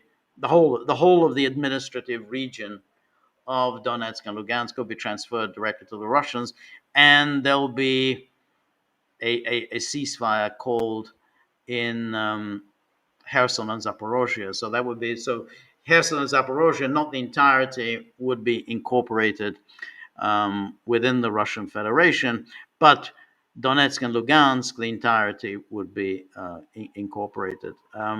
That's a possibility, but I think that could only happen if if Russia got some sweeteners, and I think that the sweetener would be um, severe limitations on Ukrainians' armed forces and security guarantees as outlined by Istanbul. You know that because there were security guarantees, there were absolutely security guarantees outlined in Istanbul, and if they get something like that, if they can persuade Trump to go along with that, then you know that could happen. But at the moment, I would have to, you know, the odds have to be that the war goes on because what Starmer and Macron are saying today, and Trump is kind of not really making clear what he's about. Then I think this would be absolutely unacceptable to the Russians, and then the war would go on. Um, so, but otherwise, if there's a deal, then I would think Donetsk and Lugansk, all of it transferred to the Russian Federation, and then there's a ceasefire, and Kherson and Zaporozhye, parts of it. I mean, Zaporozhye city, Kherson city will remain under the control of Ukrainians, and then there would have to be negotiations down the road about transfers of population or transfers of land. I mean, that can be negotiated at a later date. But what can't be negotiated, I think, is the security. That's I think, and I think that's the model for Istanbul. Remember, in Istanbul, what they negotiated in that Istanbul agreement was the security guarantees, the size of Ukraine's armed forces, the absolute commitment on the part of Ukraine not to station NATO forces on its territory, or any foreign forces on its territory, and then the security guarantees, however many powers, they would all guarantee Ukraine security. So that, I think, is what's most important to the Russians. The issue of territories and territorial swaps or transfers of population or whatever, I think that could be left to a later date. Anyway, thank you so much, Ivan Grozny.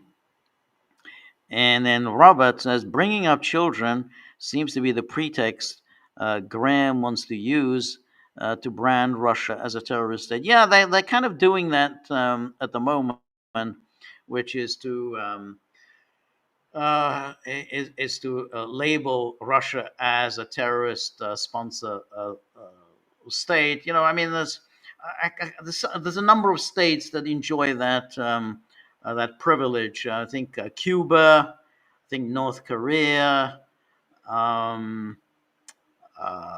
think Iran, Syria. I think was also one of them, but I think maybe they've now changed that the status of Syria. It doesn't mean a great deal. I mean, but other than in terms of sanctions, in terms of always opposing them and in any international bodies, making sure that no money is ever transferred to them by any international agencies and so on. So that could happen. I have my doubts that Trump would support that. I think he would just simply once you do that, all possibility of negotiations end. So that's why Graham, he's tried to do this before. He did this really quite early on in this war. I mean, sometime in 2022, he tried to do this thing of labeling Russia as a terrorist sponsor. So I have my doubts that he will succeed unless Trump decides that that's it. There's no further scope for negotiation, which would be a huge failure on his part. I mean, I think it's going to be very hard to recover from that for him. So, Anne-Marie, thank you very much. Always very appreciate your generosity.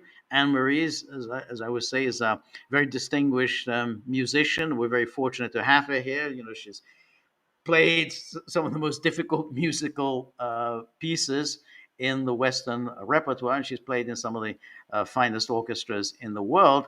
And I hope she'll be able to have the time to say a little bit about the latest offering of the Gaggle Music Club, which is Till Eulenspiegel's Merry Pranks, which had Richard Strauss, and I'm sure Anne-Marie knows a great deal about Richard Strauss.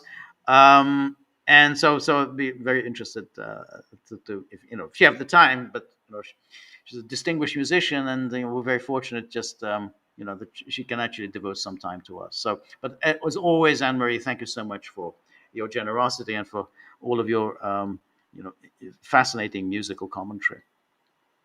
Cynthia. Always good to see you, Cynthia. Thank you, as always, for your generosity. We missed Cynthia at the last movie screening, but she's a resident film expert, always on hand to provide us with a great deal of intriguing, fascinating information about movies and directors and actors and so on. So we always really appreciate your commentary, Cynthia. Anyway, Cynthia says, Jeffrey Sachs recently said that the reason presidents never question, much less divulge, any of the CIA's unlawful activities is because they know that if they were ever to do so, the CIA would assassinate them, which in turn explains why presidents often use plausible deniability as a way of skirting the law, as well as avoiding being assassinated by the CIA, of course. Well, I have to say that I'm not really buying that. It's a nice touch, it's a nice movie touch. But the fact is that we do know a lot about about the CIA, which was disclosed. I mean, we many of the CIA assassination plans, the experiments with LSD and all sorts of very nasty activities that they were involved in. They were exposed, and they were exposed by the U.S. Senate in the 1970s and the Frank Church Committee. Now, probably the Church Committee did whitewash certain things, because it was very interesting that every time they described one of the CIA's assassinations, it's always, they had plans, but it never really happened. So they did talk a great deal about the assassination plots against Castro, but obviously they were unsuccessful. There were, of course, cases where the assassinations were successful. But whenever that happened, they always said, "Oh well, yeah, I mean, they were planning it, but it was somebody else who did it." So if you think of Trujillo of the Dominican Republic, well, he was assassinated. Oh, well, it wasn't the CIA; it was somebody else.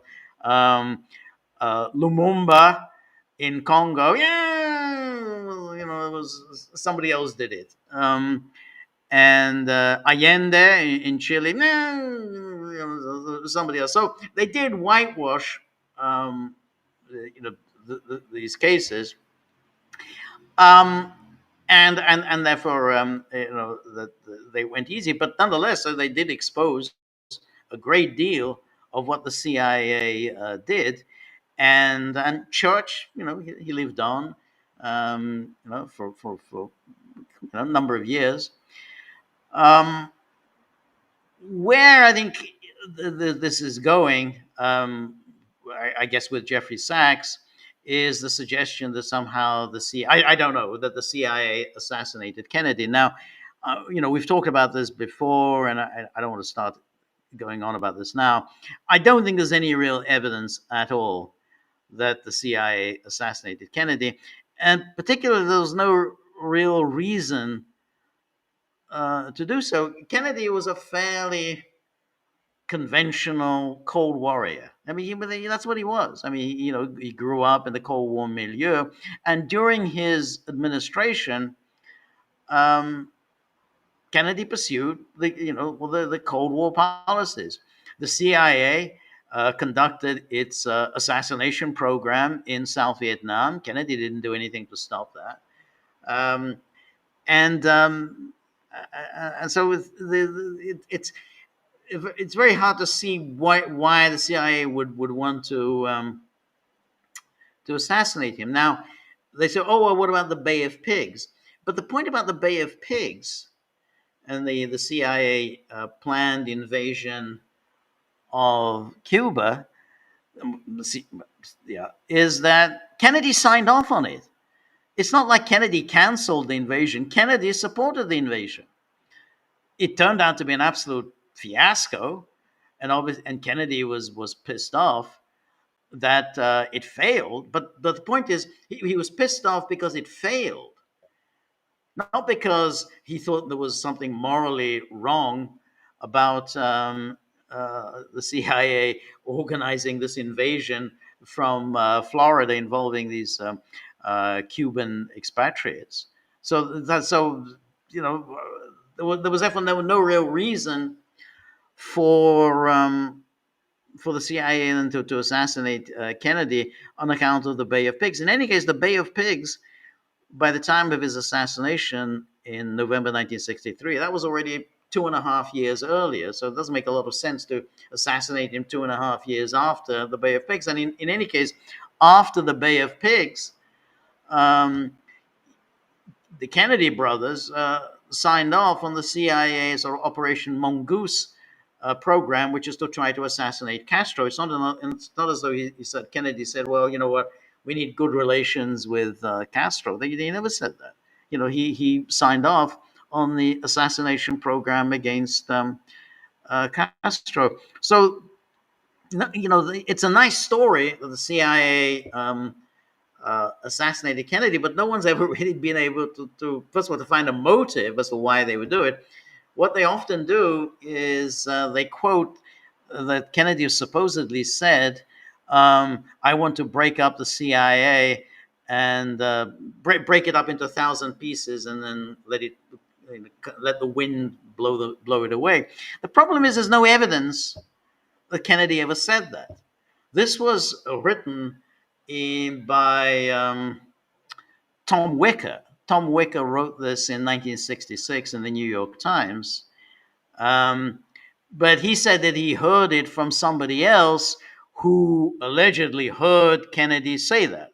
So Kennedy never said this in public. No one ever claimed that he said this in public. He said it to some anonymous person, and this anonymous person then relayed this to Tom Wicker. Now, Wicker never revealed who was this anonymous person who told him that Kennedy said this, that he wants to break up the CIA up into 1,000 pieces.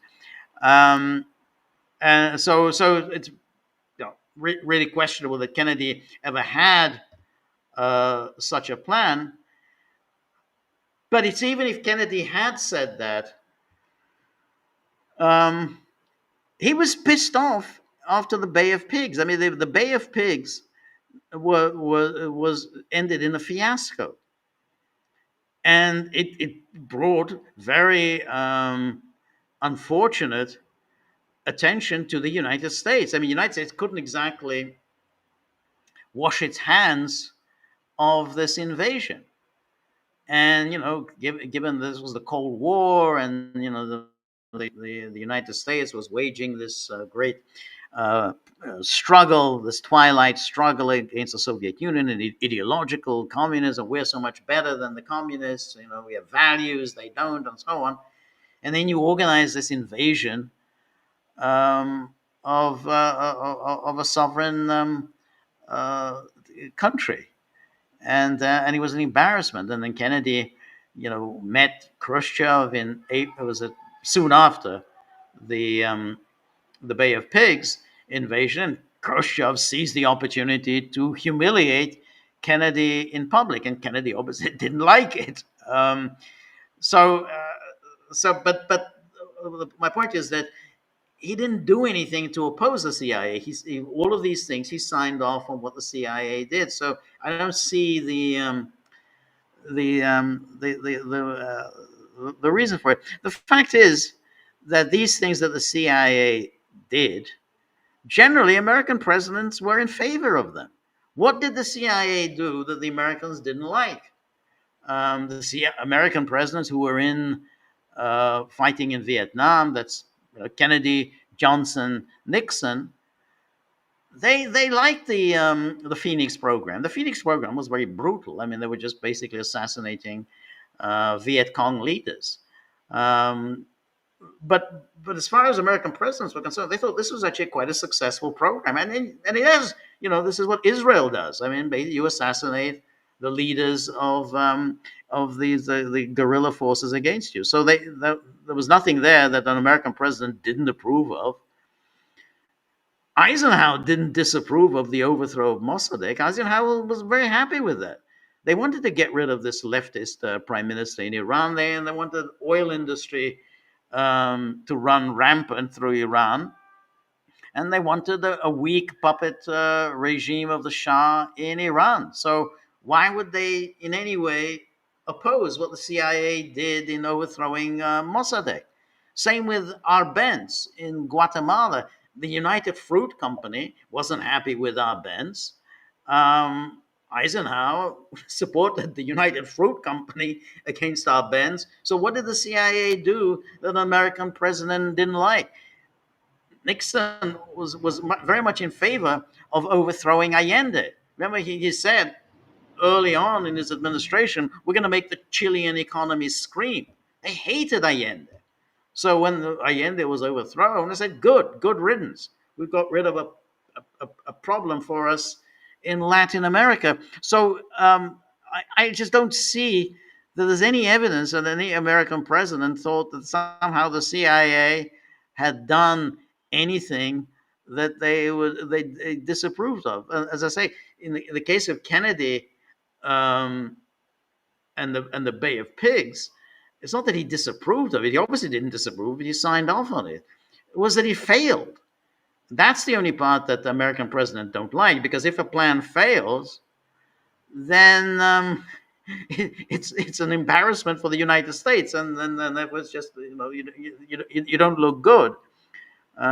So that's why I just don't I'm not buying the Jeffrey Sachs thesis, but it makes for good drama. When you come on these podcasts and you say these things, and your podcast interviewers who know very little about history or politics or whatever, but they have huge followings on the internet, and so they sit mouth agape when Sachs tells them these things. But just if you look at history, and you can say, well, when was there any time when the president disapproved of what the CIA did? So and interesting, when the Church Committee was doing its exposés in around 1975, how did the Ford administration react? Well, the Ford administration was really very pissed off. And they were pissed off with William Colby, who was then the CIA director. It was Colby who was kind of, hanging out the dirty washing for everyone to look at. And they thought, what the hell is Colby doing? Letting out all this, all these secrets. You're making us look bad. You're making the U.S. government look bad. And they responded by firing Colby. So it was Colby. It wasn't Ford. It wasn't Gerald Ford who wanted this the CIA exposed. It was, on the contrary, it was William Colby, who was then the head of the CIA, who was providing this information to Church, and Colby was fired for his efforts. So anyway, thank you so much, Cynthia. It's a very interesting question. And then Cynthia asks, but why can't such inherently unlawful activities by the CIA be treated as a legal matter to be brought before the Supreme Court with the purpose of restoring some lawfulness back to the executive branch, thus putting an end to the overuse of plausible deniability by presidents, not to mention substantially reducing the risk of presidential assassination by the CIA as well. Well, my answer to that would be these are not unlawful activities. These are activities states engage in, and it's part of the sovereign immunity. So states can wage wars, states can conduct assassinations, and as long as they are part of the official acts of the state, I mean, in other words, you're not, the president isn't murdering someone because that person is sleeping with the president's wife. That wouldn't be an official act, and that the president absolutely would be impeached and then put on trial for doing something like that. But if it's a matter of an assassination in order to further the American national interest, then there's nothing unlawful about it. It became unlawful when, even though nothing was ever done about it, but it did become unlawful because it was Ronald Reagan. No, maybe it wasn't Ronald Reagan. Maybe it was Jimmy Carter. Jimmy Carter signed an executive order saying that the United States would not engage in assassinations ever again. Pinky promise, we will never do so. That was, again, this came after the Church Committee hearings. So I think it was Jimmy Carter who did that. But of course, the United States did conduct assassination, and I have to say, other countries do this as well. I mean, there's nothing. It's not just the United States. I am quite sure Russia does this. I'm quite sure that, I'm absolutely sure that Great Britain has always done this. That's why it has these covert agencies who do conduct assassinations. They support terrorism, and they do all sorts of very, very nasty things. I mean, Cynthia, you've probably seen The Spy Who Came In From the Cold, and you remember when M, that prissy little man M, played by Cyril Cusack, is talking to Alec Lemus, played by Richard Burton. He's pouring his tea through a kind of a tea strainer, and he's telling him, well, during the Cold War, we've done some very naughty things. They've done some very naughty things, but we've done a lot of very, very naughty things.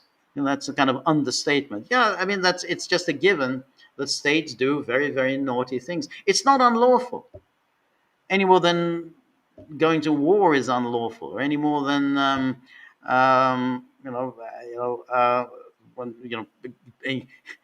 ensuring that your people get killed. It's horrible, and you can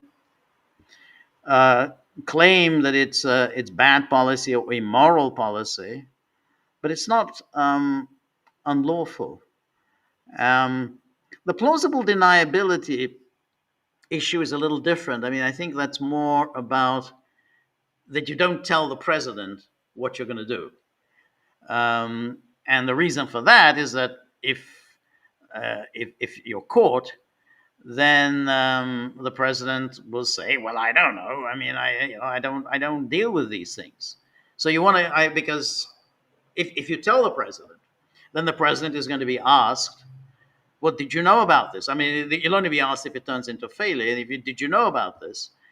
And the president would then either have to lie and say, "No, I didn't know about this," even though he knew about it, or the president would have to say, "Yeah, I knew about it, and I ordered this, and I basically ordered an assassination."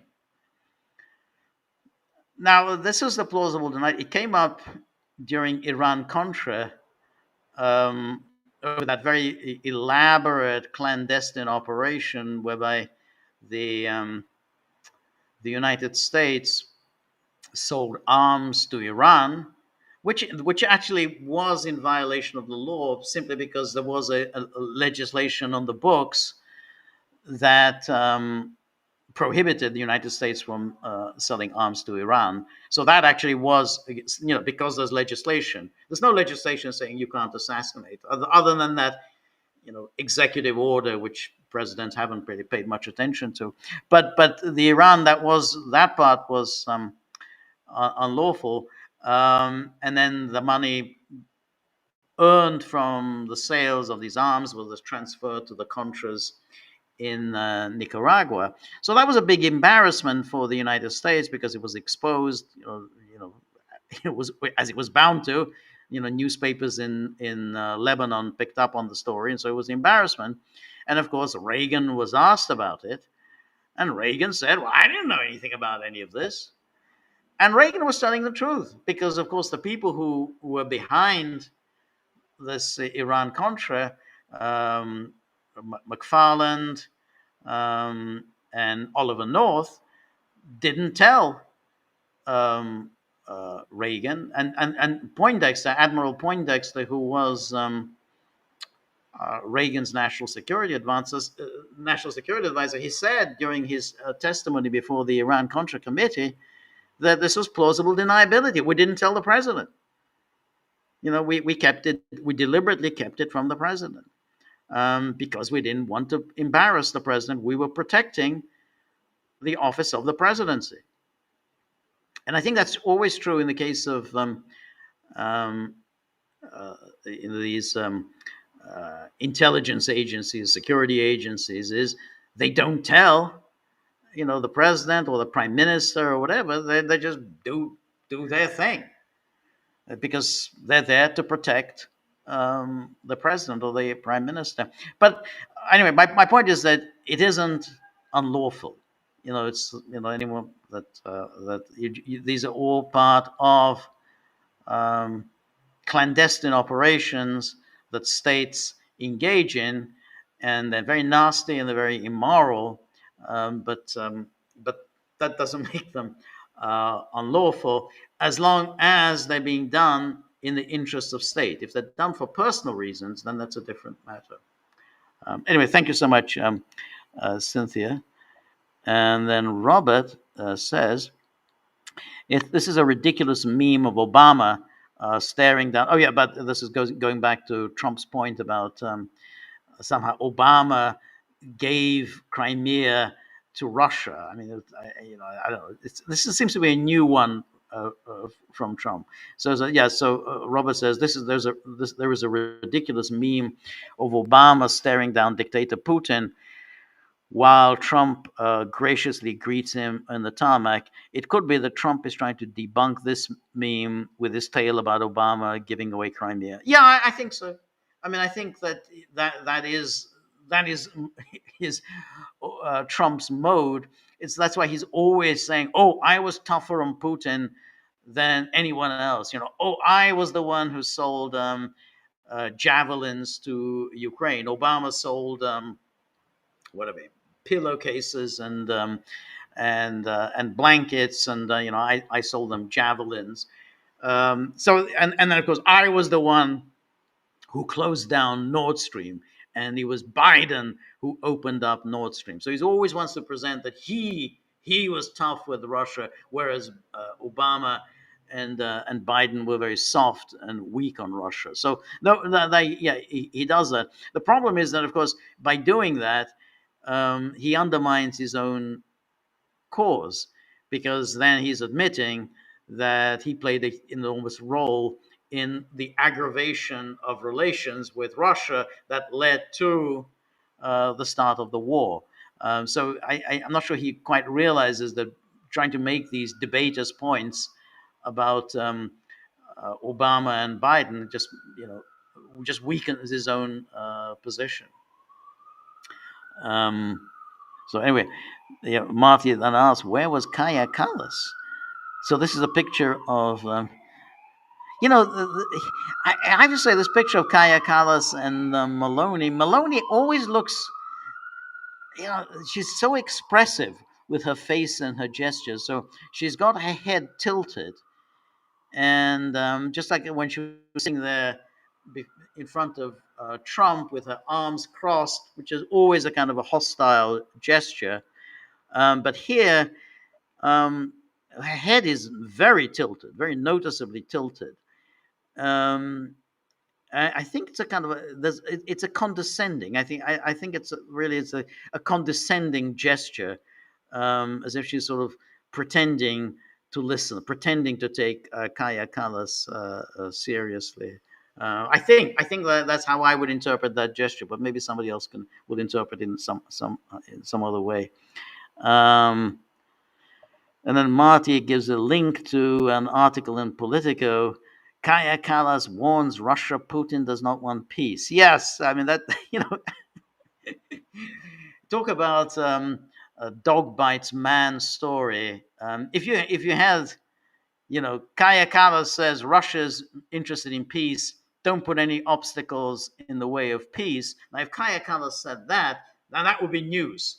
That would be man bites dog story. But Kaya Kallas, Putin doesn't want peace. EU Kallas warns after Trump talks. Yeah, and I think probably I think they didn't bring Kaya Kallas along. I think they probably the Europeans probably felt that that would just be too provocative to have her there. Probably Maloney vetoed um, the presence of Callas. Um, and let's go back where we were.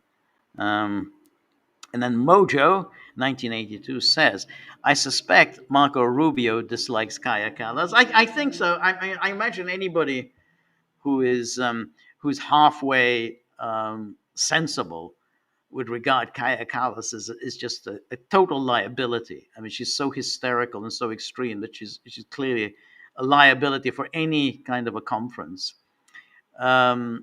And so, yeah, Rubio canceled his scheduled meeting with her in February. That's right. Yeah, when Kallas traveled to the U.S., Kallas had made strident and confrontational statements about Russia. The Poles and the Baltics weren't invited because they are non-entities. Well, the Baltics are non-entities. I don't think the Poles are any longer regarded as non-entities. I mean, Poland is now quite a substantial economic power. It's not quite in the league of, Great Britain, Germany, France, and Italy, but I think Poland is certainly would be, maybe a little bit below them.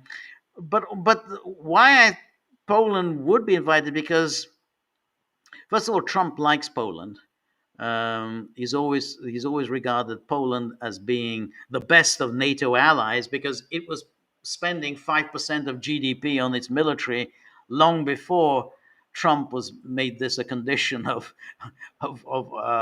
NATO membership. So it was doing that. Poland has always been very always gung ho, which I think Trump likes. Trump, I think, delivered a kind of a major speech during his first term in Poland. But Poland also has all these agreements that it signed with Great Britain, signed an agreement with France and Germany as part of this Weimar Triangle, whatever the hell that is. But Poland is part of that Weimar Triangle. So it would make sense for Poland to be there. I think Trump would be happy to see the Poles there. I am surprised that that Poland wasn't there. And as I said in that tweet, I think Trump should have invited Orban and Fico because they would have actually lent their voices in favor of peace. They would have said, no, we need an agreement now, and that would have created more of a divergence of opinion at the White House. Otherwise, they were all basically just saying the same thing. So having Orban and Fico there, I think would have lent support to Trump. I think Trump should have absolutely invited them. Anyway, but that's what. But Poland's absent because Poland is part of the coalition of the willing. It has been for some time. So why Poland isn't there? That's an interesting story. And then Cynthia says, apropos of Robert, in response to Robert about the meme of Obama, says, interesting thought, but that's totally ridiculous for Trump to try to debunk this meme that way. Surely he should know that he'll get caught manufacturing such a bold-faced lie as that, namely by Obama himself.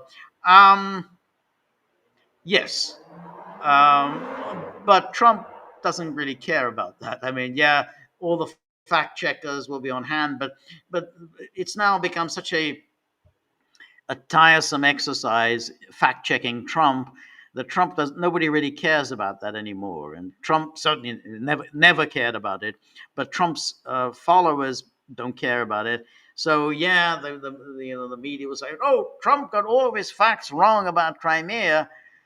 No one's going to read that. It's just, I'm sure they did that on MSNBC or MS Now, as it'll soon be called. Yeah, they did that fact check, but Trump doesn't care. So, and then Robert says it's starting to sound like the EU will soon reprise Ripper's fluoridation. Oh, Jack D. Ripper, General Jack D. Ripper's fluoridation conspiracy to further its case for waging war against Russia. No, I mean absolutely fluoridation and everything. I mean, Europe now blames everything, every single thing that happens on the European continent, all the bad tweets, the bad memes, protests against migrants, protests against was anything, protests against vaccines, everything is the fault of Russia. So absolutely, the fluoridation of the water, or anything, any kind of nonsense is now blamed on Russia. And of course, with all these elections that are coming up, it's already interesting. So in um, in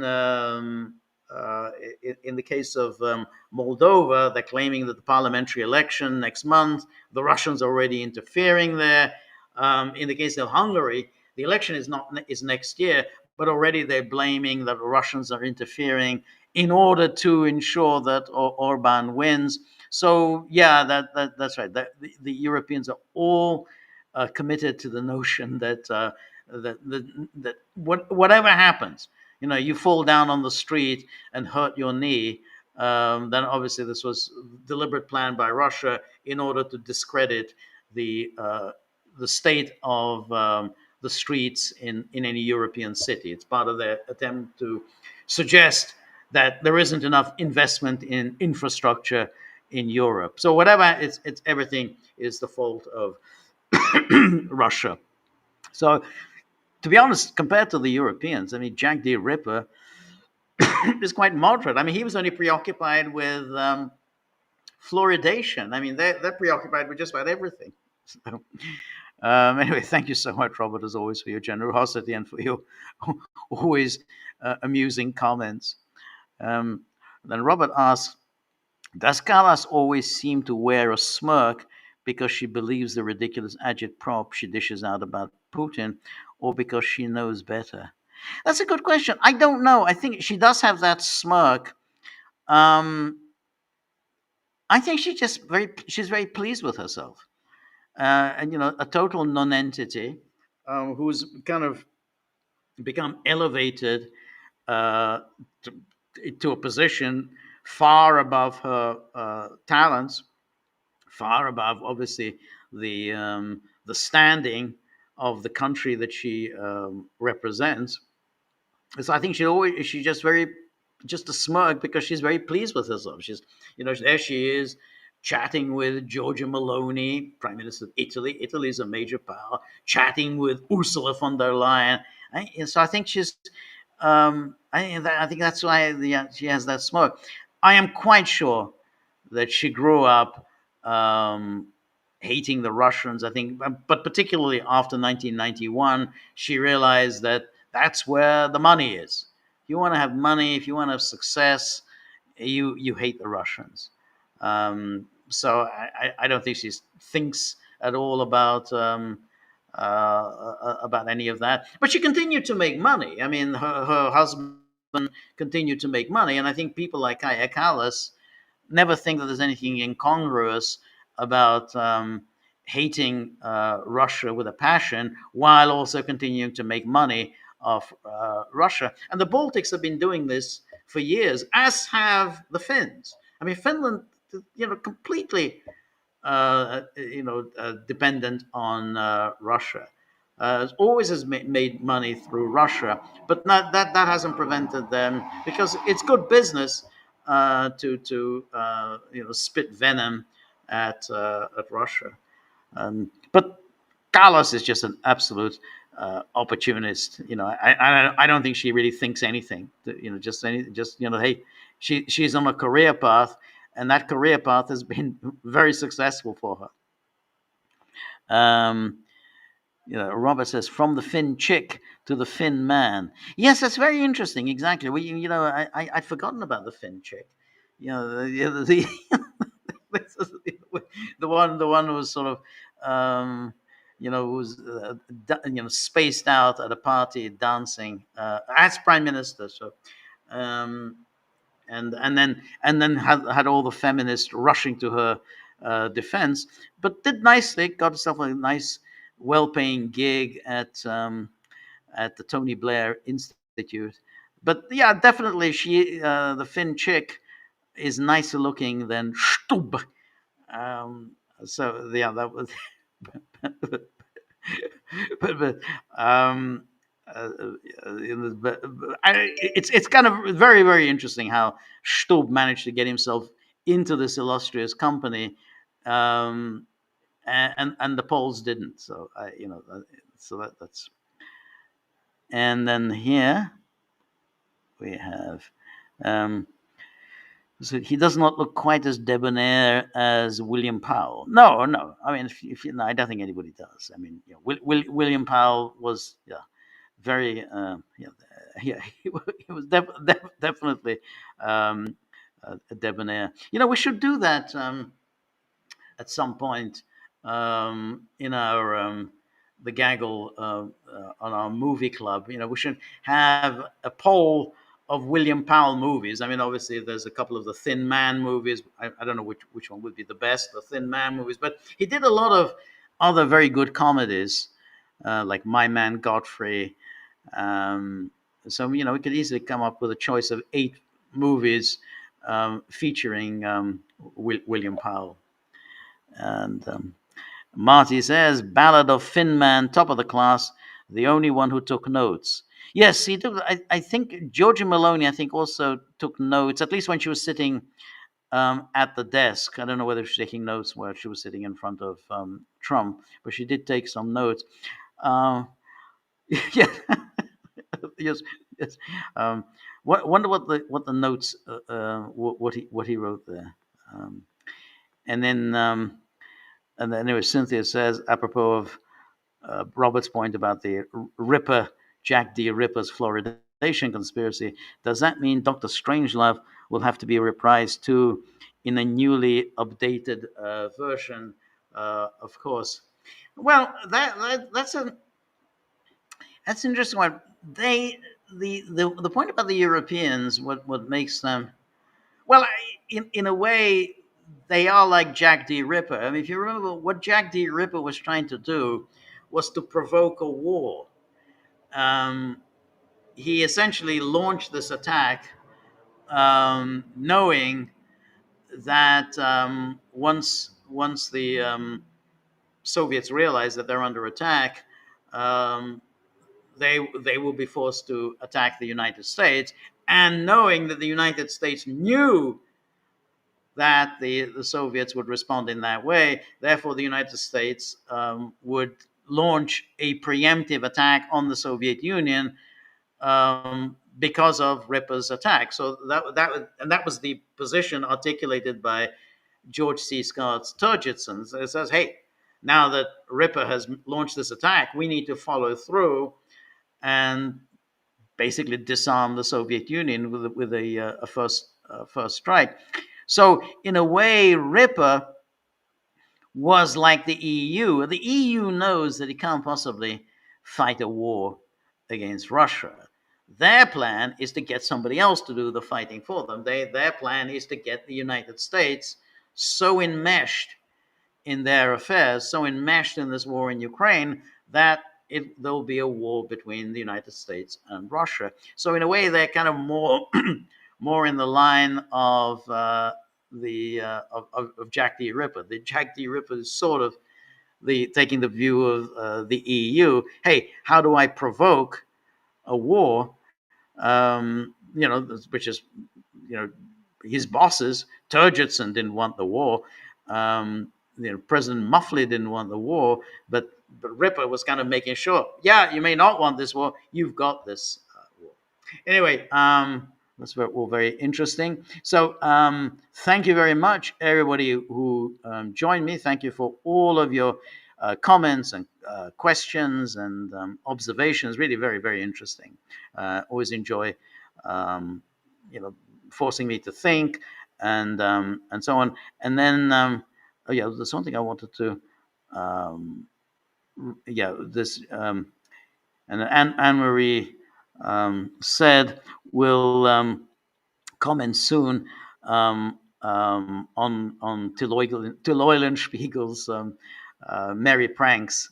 So I'm really looking forward to that, because I don't know, I just find Richard Strauss a really interesting character, and his music is just so interesting and distinctive. So I'm really looking forward to hearing Anne-Marie's comments. And says, left a comment on Mussorgsky. I haven't seen it. I'm going to go right now and read it. So I'm really looking forward to that. So anyway, thank you, everybody who joined me. Thank you for these comments, observations. Really interesting, really enjoyable.